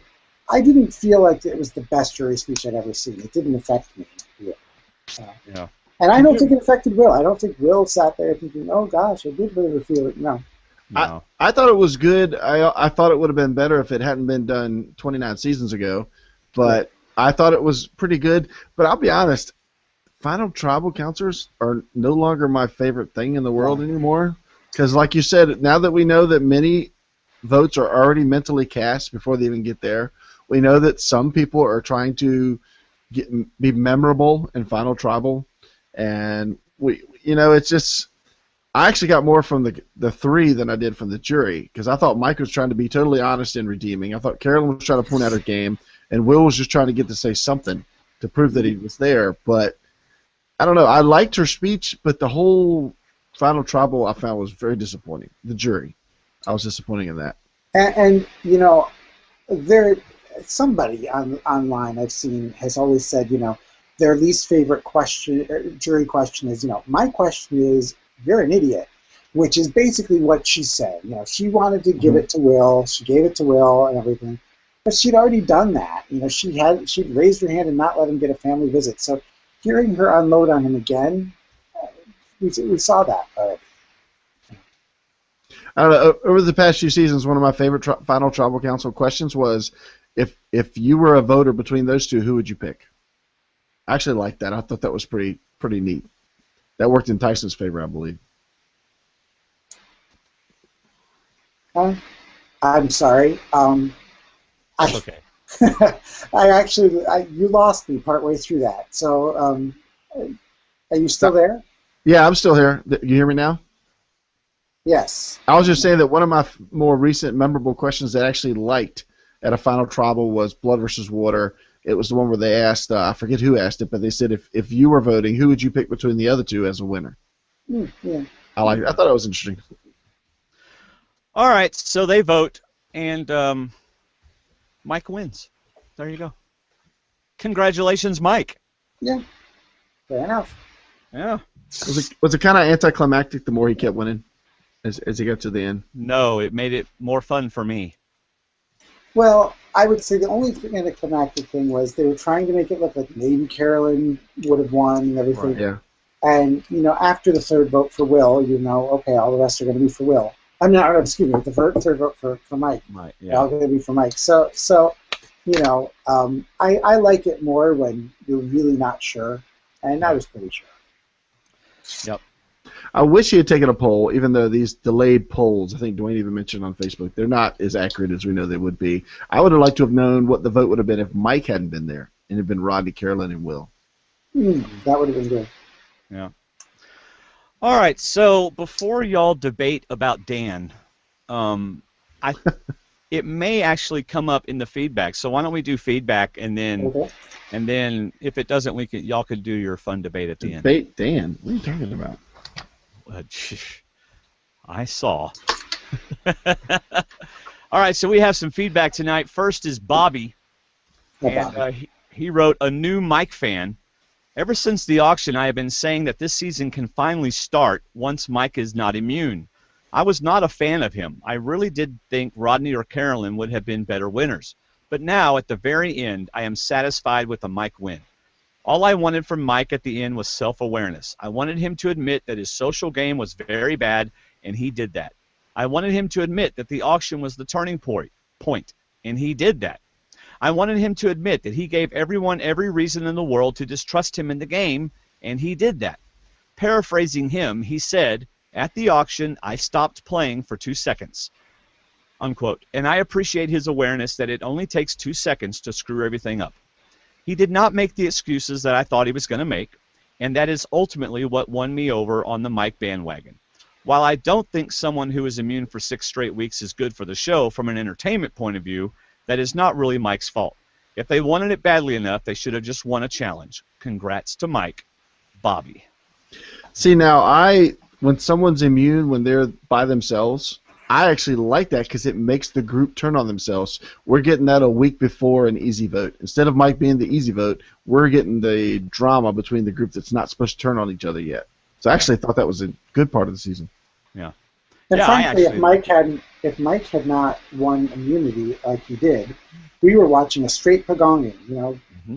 Haley and then Joe, then Jen, then Shireen. Then it would have been Mike, and then we would have moved on to the 6 eating themselves. Yeah. We needed something to Right. break that up. Right. On YouTube, Joust Mike makes this comment: "Jen's jury speech reflects the viewer's sentiments regarding the bitter jury members.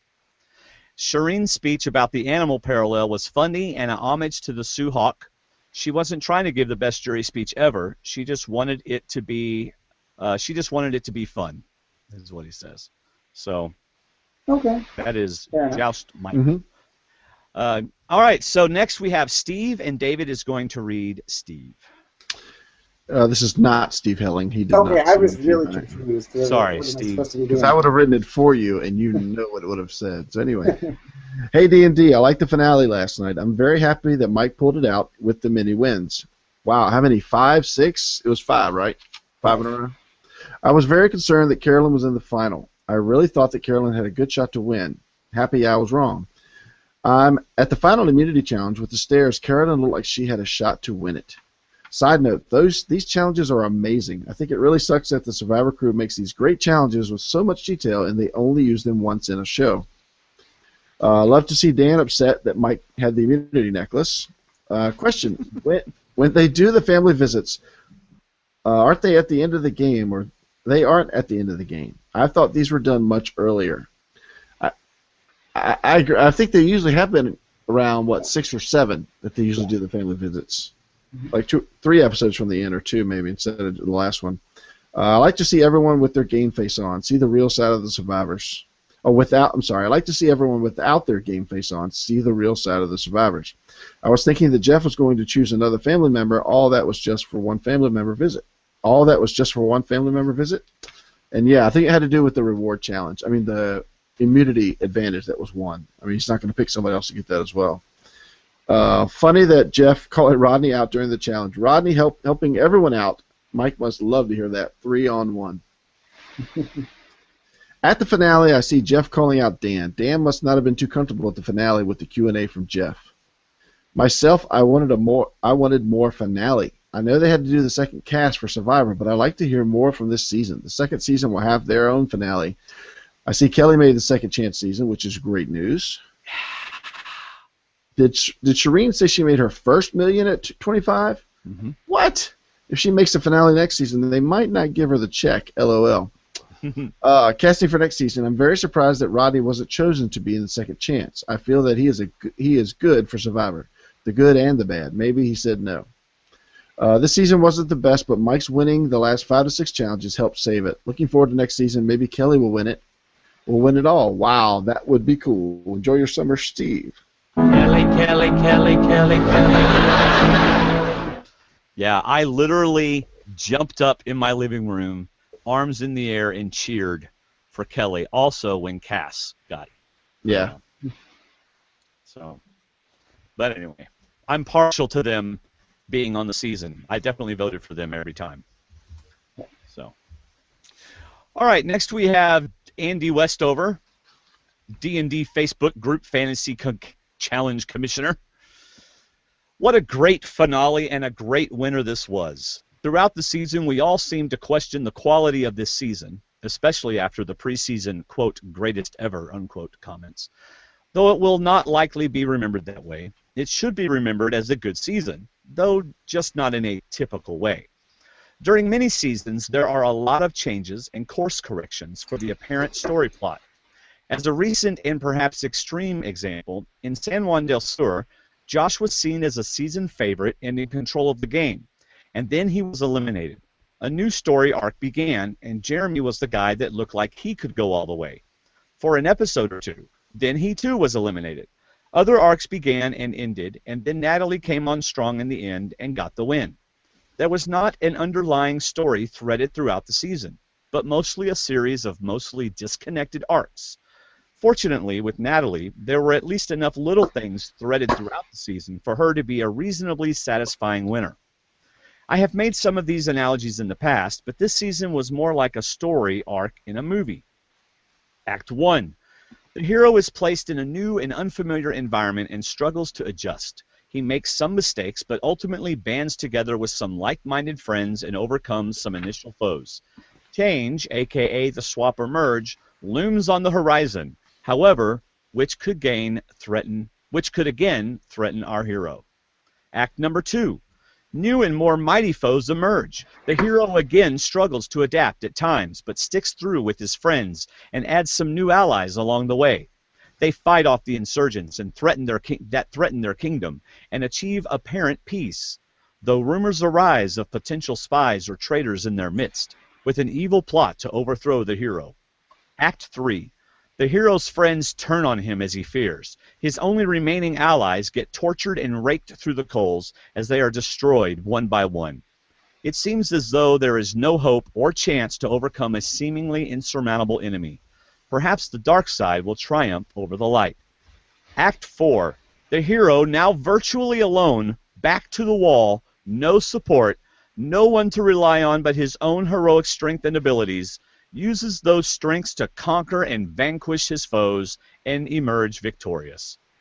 This story was so deeply entrenched in this season that I think we all felt it was too good to be true and unlikely to pan out in a satisfying way. Mike, we assumed, would likely go the way of a Jeremy or a Josh, and someone else would emerge at seemingly the last minute. Carolyn might have won. We may have even been fine with that, but the ultimate emotional payoff would not have been the same. There were dark times that were almost unbearable to endure, but ultimately make this a satisfying and even gleeful conclusion to the story. In the end, Roy Hobbs hit out the lights, Han Solo returned to the Death Star, and Andy Dufresne escaped from Shawshank Prison, only to be captured recently. All is well, and this season should be remembered fondly. Thanks for a great season, guys, and I'm looking forward to the next season and the likely countless hours of anticipation and discussion that will precede it. Andy from Cameron, Missouri. Thank you, Andy.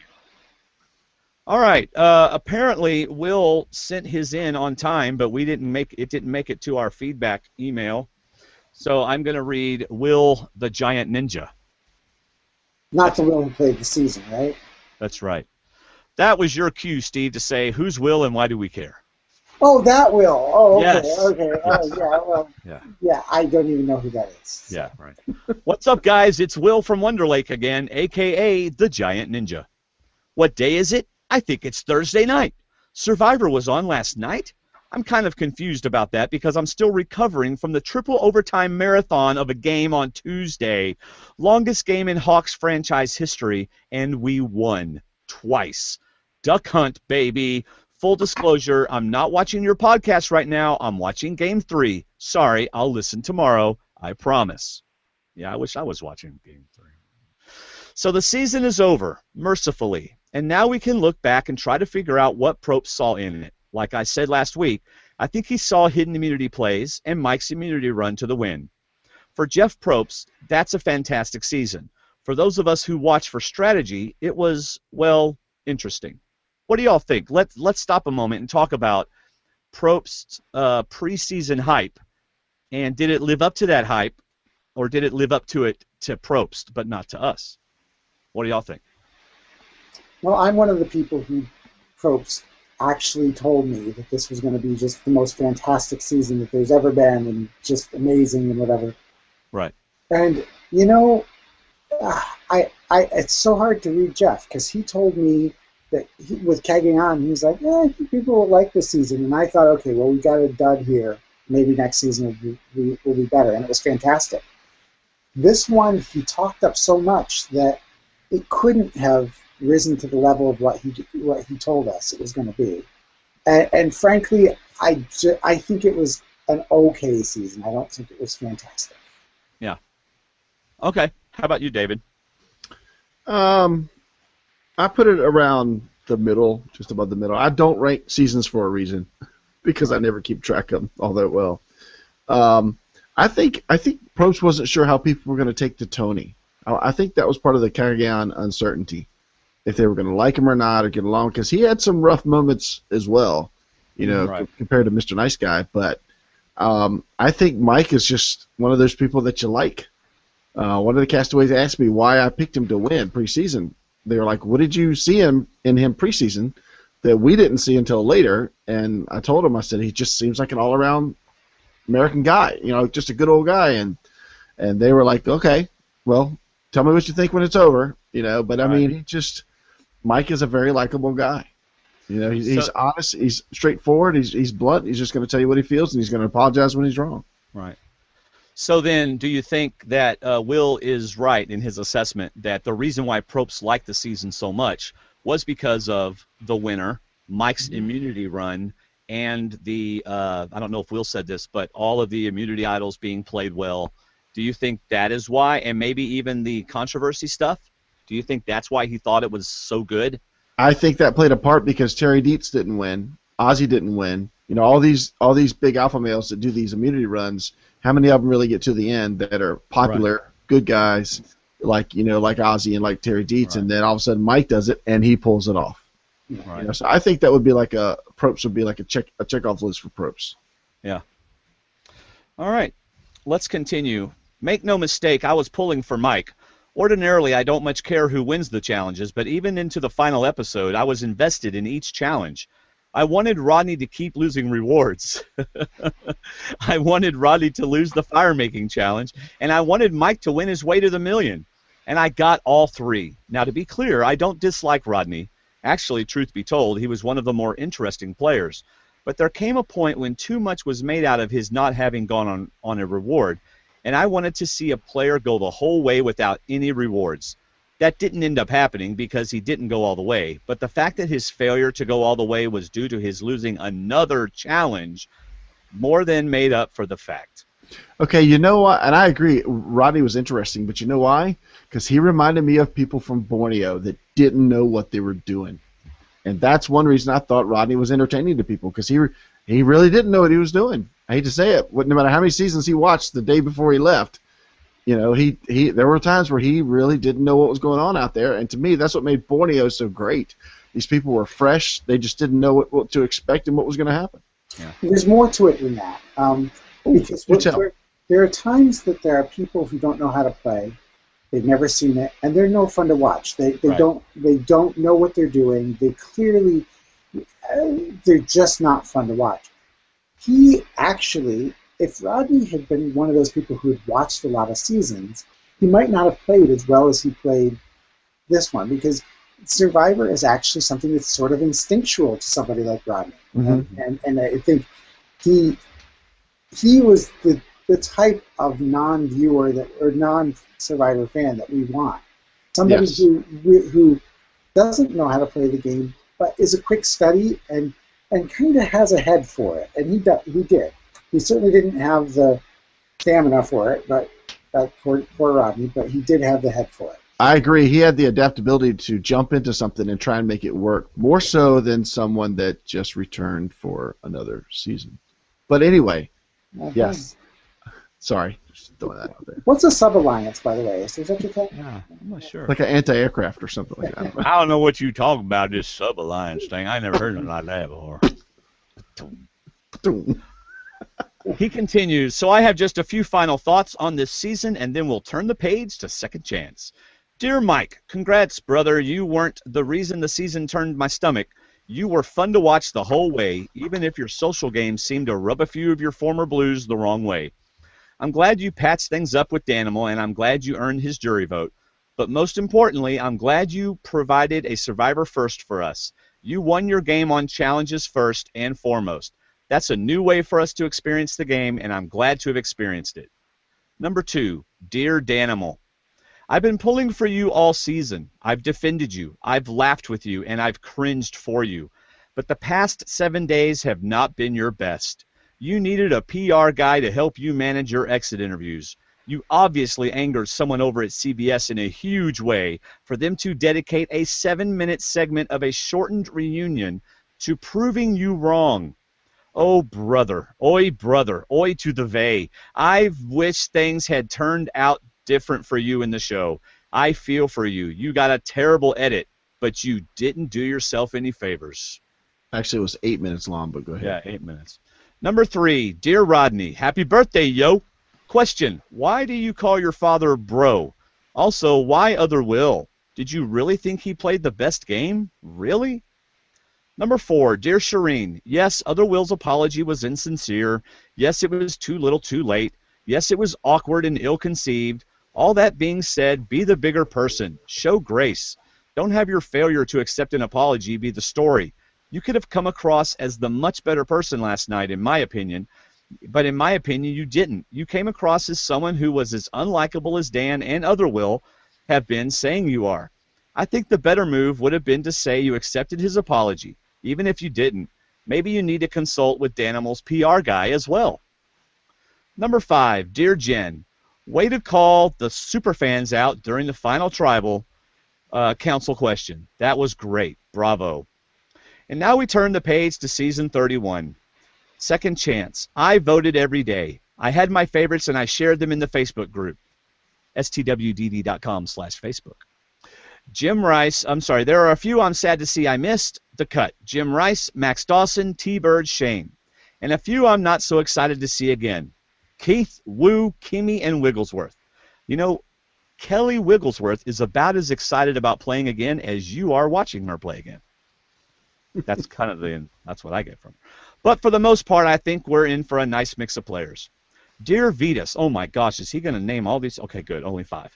Dear Vetus, I was going to be continued next month. Dear Vetus, loved you on Blood vs. Water. You were my favorite player that season. I can't wait to see what you can get done with this group. Unfortunately, everyone has seen some of your game already, and you may find it difficult to find people who trust you. You'll need them so you can backstab them. Good luck. You Dear realize Werner. that these people are like not watching the podcast, right? Okay. Yeah, I know. They're not? Really? No, Okay. no. Dear Varner, your enthusiasm is palpable. I can't wait to watch you. It's a different game than the one you played. You played with in the leather helmet era. I hope your game can adjust. I'm looking forward to seeing what you can do in an all-star season. Dear Sierra, you voted out your mom. That seems to be the only thing anyone has to say about you. Ugh. That was interesting, but so overhyped. It's ridiculous. Your alliance voted out your mom. You stayed with them, and your vote wasn't even needed. You just wanted to show your loyalty. The move that I remember you was forcing Rox at 6. True, you should have started playing earlier, aligning with Hayden at Final 7, but you took your game into your own hands, and I respect that. I hope you can make some things happen this time. Dear Kelly, Mikey is very excited that you made it. That's his little son, by the way. So am I. When I told him that you'd made the cast, he jumped and clapped. He noted, she thinks I'm adorable. I think you've got a new fan. Good luck out there. Dear Cass, I love me some Cass. That's it for this season. See y'all on the flip side. Go Hawks. Will at the Giant Ninja. Good job, Will. All right, so in the reunion show, if I believe Jeff Pittman put on his website that 22 minutes of the reunion show was dedicated to season 30, and of those 22 minutes, 8 were devoted to Dan. And that's 22 minutes of actual footage, not counting commercials or anything. Right. Yeah. 8 minutes on Dan. Was Dan set up? Did Dan make CBS mad? What happened? Okay. Well, that's a good question now, isn't it? By the way, David and Steve have complete opposite views. Mm-hmm. So I am going to sit back and say very little. All right. I'm going to preface this by saying I don't know Dan. I don't know him at all. I had one conversation with him over the phone, wrote a story for people.com about him. I do not know him. But I've got to say that when you say that your edit was bad, and when you say even more specifically that, you know, that comment that he made about Rodney's mother was in the middle, and this is a quote, in the middle of a bunch of Yo Mama jokes, in the middle of a bunch of Yo Mama jokes, that had better be true. So when they pull all the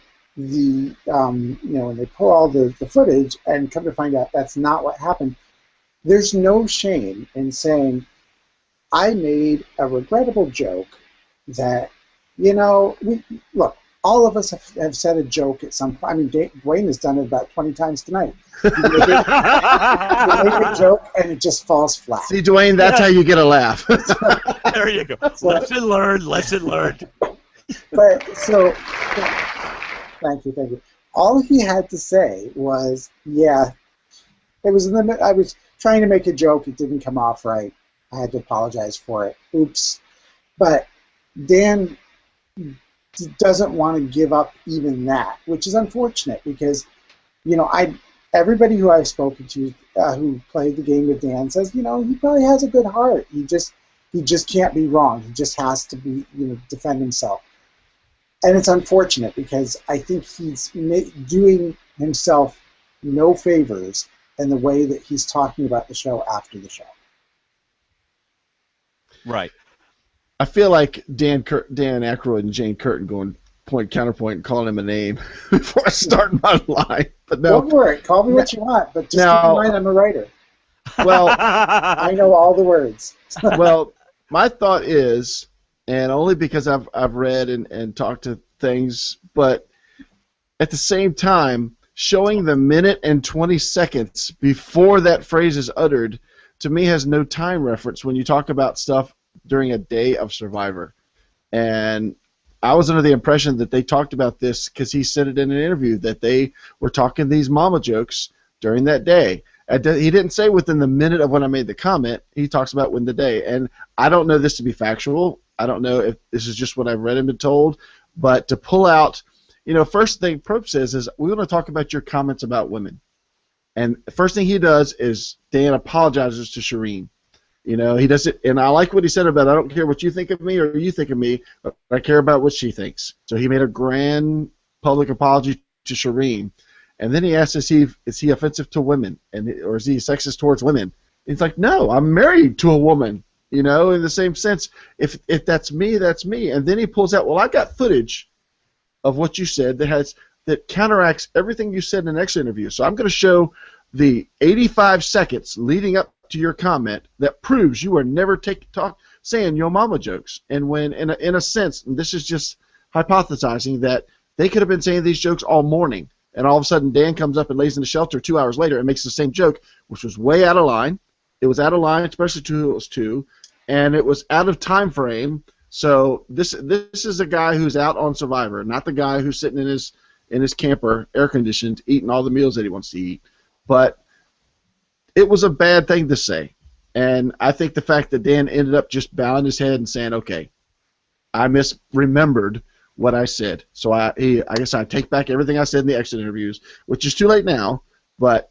He ended it on that note, but he was not, like Dwayne said at the beginning. Don't bite the hand that just put you on TV, because they're going to have the last word. They've got all the footage that they're going to show. Of course, Dan couldn't pull out any footage. No. Jeff pulls out the minute and a half that happened before the comment. So, I mean, I'm not defending Dan for what he said, because he said bad thing. He said the wrong thing. He said a lot of wrong things. But at the same time, then own it. You know, you talk about out of context. Probst plays 80 seconds before the comment. Own it and say, yeah, yikes, wow, I shouldn't have said that. That was a mistake. Don't say, oh, it was in the middle of joke, and then don't say that Rodney laughed it off, because Rodney didn't laugh it off. Yeah, Rodney said that's not cool. He told in exit interviews that Rodney laughed it off. Now, look, I don't remember what I said yesterday, so there's a chance that Dan misremembered it or whatever.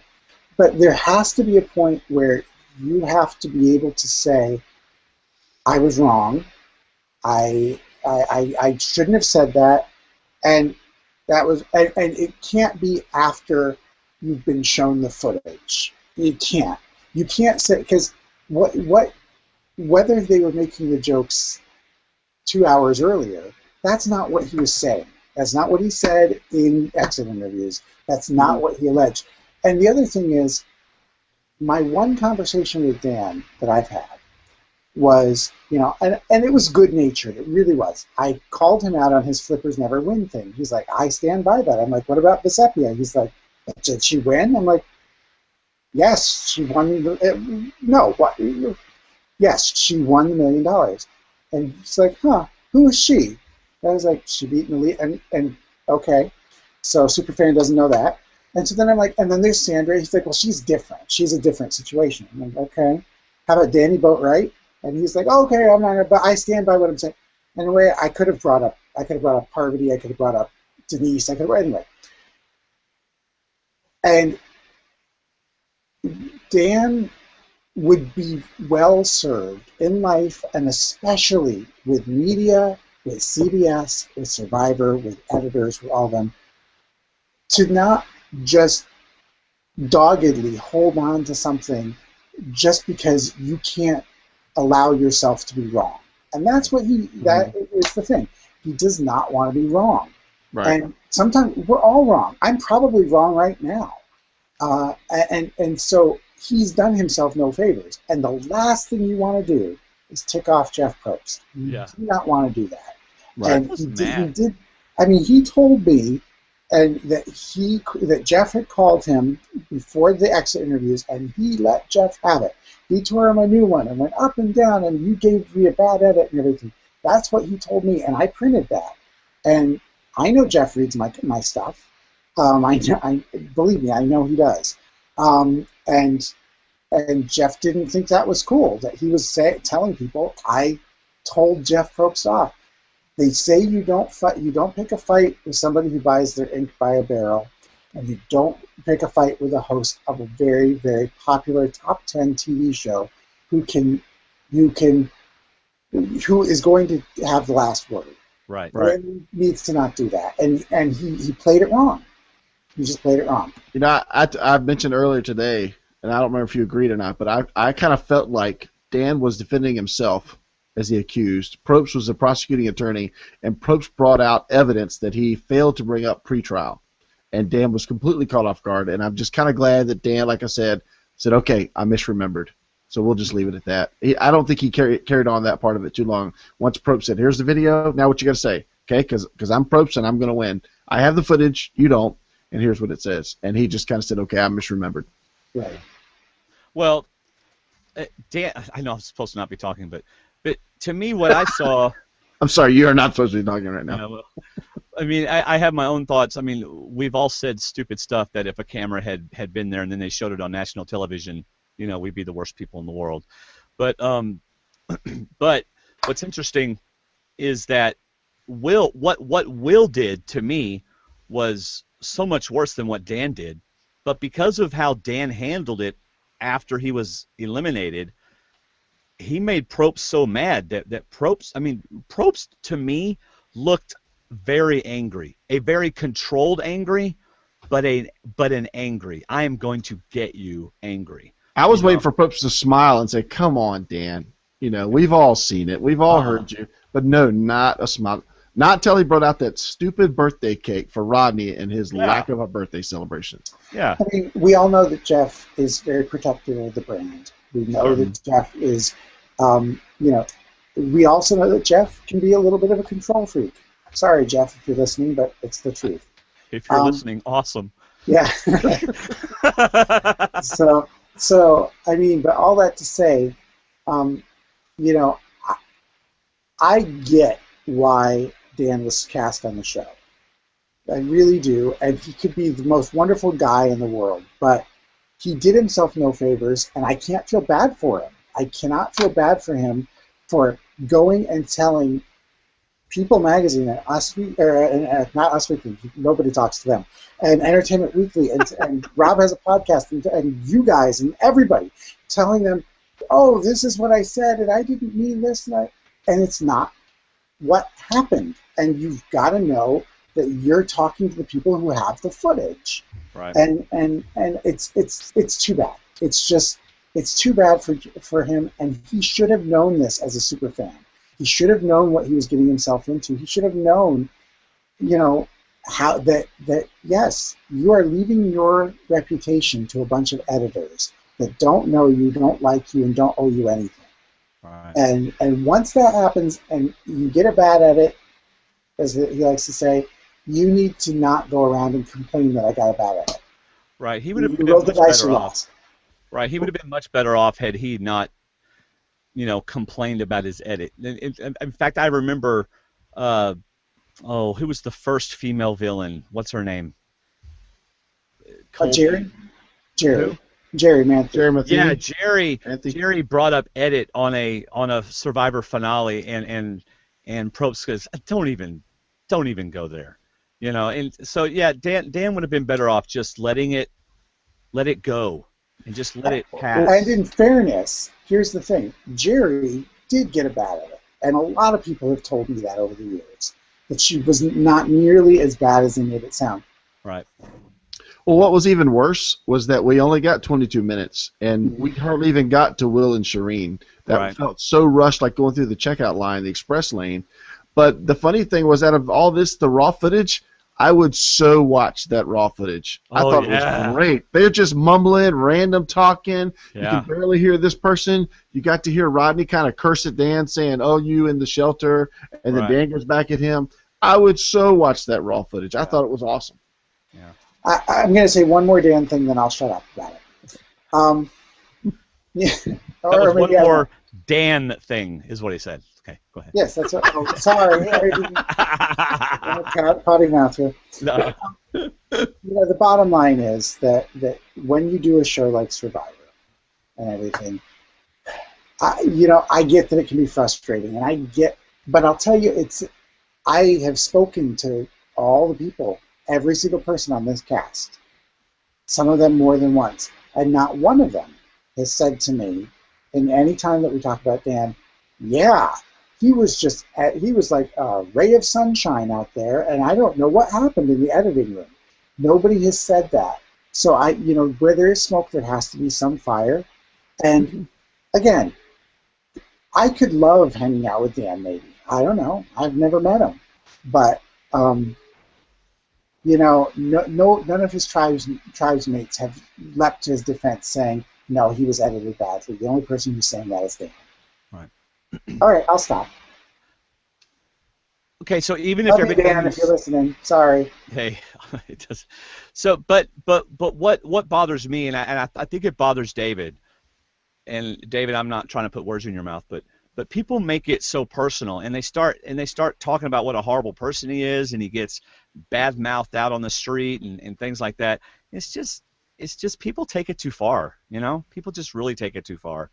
They talk about how the way he talked, and then they turn around and talk about him in the similar fashion to the way he talked about other people. Yeah. And I'm like, if you don't like him, that's fine. Say you don't like him and then move on. But he's on our TV show. He's on my TV, and he's on the show. So I'm going to watch him and comment how I want to comment. But it just seems like people were getting so irate, you know. And I'm not just talking about our Facebook group. I'm talking about Twitter and everywhere else and all this other mess. And that's uncalled for. Yeah. I agree. Right. And it just, you know, and so it makes a person like me have a little more sympathy for him. Because, I mean, honestly, the whole "your mama is a whore" comment, yeah, he probably shouldn't have said it. Yeah, he shouldn't have said it. But he was in the camp, and they were all messing around. He completely forgot that the cameras were. I mean, you know, you're out there that long, you forget the cameras are on. And yeah, sometimes when guys are alone, they say junk like that to each other. Mm-hmm. Not me. No, never, ever. Oh, but we recorded our pre-podcast airing, so we have the footage. Let's show the raw footage of Steve signing on. No, Steve did nothing wrong.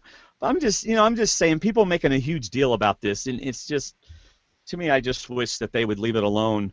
But at the same time, if he's caught in a lie, but even then, I have sympathy for that, because that was one time. Memories they don't stay in sequential order from 70 days ago, you know? So I don't have a problem with him watching the footage and going, you know, you're right, I misremembered. But I also agree with you that he shouldn't have defended himself so 100% sure that that's not how it happened. You know, this is how it happened, I remember. You know, he probably shouldn't have done that because he remembered wrong. So it just made him look bad, and now people are calling him liars. Well, that's it. Well, it's as though Jeff wanted to talk about his comments, which he claimed were out of context, and then Jeff pulls out one situation that doesn't line up with Dan's side of the story. So I mean, all these other things that Dan was talking about, and I don't know, it was. I didn't have a problem with Jeff calling him out on it because he called out CBS and Probst on it during this interview, so I didn't have a problem with that. It just seemed mingled up when it happened. Okay. But I was ready to move on. Yeah, I was too, and I am now. So. And you know what? I hope to have a time to talk to Dan at some point in life, and figure out, you know, what he's like outside of Survivor. Right. Oh, well, now, see, we're going to do a movie talk podcast with him soon. I don't know how soon. There you go. You know, we have a movie talk with D&D podcast, and he'll pick a movie, and we'll do a podcast with him. And, you know, I think it'll be fun. I think it'll be fun. He's going to be a fun guy to hang around with and talk about movies with, just like anybody would be, you know? So, but anyway. So how about the new cast? Are you happy with the cast, Steve? Yeah, more or less. 31. More or less. I would like to see T-Bird in there. You know, I am surprised that she didn't make it because I think that super fans really like her. Other than that, you know, I like Sabrina a lot. You know, I get why she didn't make the show, which is too bad. But you know, I like her, and I was sad for her that she didn't make it. But I think she'll be fine. Tell me why you get that she didn't make the show. She was neither of the people from One World made it. One World was not a well-received season. Okay. You know, and I think, you know, I think that she was a good narrator for that season, but, you know, I just think that the season just didn't work for a lot of people, and so she didn't stand out. Like, she didn't stand out as the villain like Abby Maria, or frankly as the hero, the plucky hero like Tasha, who's trying to win all these. She didn't have that storyline. She just had, this is my alliance, and we're going to the final three, and they did. Right. So why do you think Kelly made it? And it's interesting because they put those 4, I guess, bikini girls on the same line, and then Kelly and the other girl made it. So Kelly and Monica. Other girl. Monica. I'm thrilled for Kelly. I'm a little bit surprised. I didn't see her making it, but it could be just as simple as, well, she did get the top billing on People.com. That probably did it. I will tell you that the numbers of people who went to People.com and saw that were pretty high. So who knows? I'll just do that. Well, but another lady on there that was on your top 3 didn't make it. Who was my other one? Wasn't it? Well, who were your 3 on your? Oh, Teresa T-Bird didn't make it. Yeah. Yeah. Right. And I don't know. Look, I'm not. Well, I was surprised. I'm not blaming anybody. I'm not accusing anybody. But would it surprise me to find out that they needed an extra bikini girl, and so somebody else sort of got bumped, even if they were in the top 10? Maybe. Are you borrowing Andy's hat? No, I just work with these people. He's flat out saying. Okay, here's the thing. If T-Bird made it instead of one of the bikini girls, we'd have one bikini girl on the season. Right. Okay. Well, I guess, yeah. I'm just saying that that's always a possibility. Right. Because it's always a possibility, but I don't want to take it away from anybody who did make the show, because people campaigned and they made it. So. Right. Okay. Were you surprised both? I'm sorry, David. Go ahead. No, go ahead and finish your line, because I got to. Were you surprised both Abby and Cass made it? No. Okay. No. They both have recency bias. Philippines was a well-regarded season. Abby was the Brazilian, the blistering babe from Brazil. I get it. And Cass, there was no way Cass wasn't going to make it. Of course, she has to make it. Yeah. I think CBS and whoever else involved missed a golden opportunity to have an extra week of an episode in high ratings, because I hated that this cut into Worlds Apart's finale. Right. I hated that Worlds Apart finale cut into Survivor Second Chance's announcing. I would have loved to have seen the voting start last week. Probst talks about it this week, and it goes one more week. And next week they do a 30-season, not review, but celebration. They just had 30 seasons. Have a 30-minute celebration of it. Even while we're voting for our second chance survivors, have us vote our favorite, story or our favorite season. Rank the seasons or something. This is how you voted. And now here in the last 30 minutes are your castaways. Do it American Idol style. I don't care. But gosh, it felt so rushed. I know it was the spirit of you're in, get on the bus, and that was cool. Do that for the last 10 minutes of the episode. But take your time and it's 30 seasons. Celebrate 30 seasons. Do something with it, but do an extra episode. Don't take away from the other season, and don't cut into the next season. What a great way to start a season with this announcement, but take more time to do it. I really thought that was a missed opportunity. And I loved how Jeff was like half Ryan Seacrest and then half Oprah. Like, you get a buff, and you get a buff, and you get a buff. Not you. No, you don't get one. Will you get to be on? No, not this time. I did feel I felt bad for T-Bird. I also felt bad for Jim Rice. Devastated. I felt so bad for him. He was almost standing up, I thought. I don't know. I just was like, oh, that's this rough. Is brutal. So, yeah, that was really rough. Let's see. We got a couple of comments here real quick. Joust Mike says, good job on the podcast, guys. The Dirty 30 will be remembered. I will be tuning in for next season.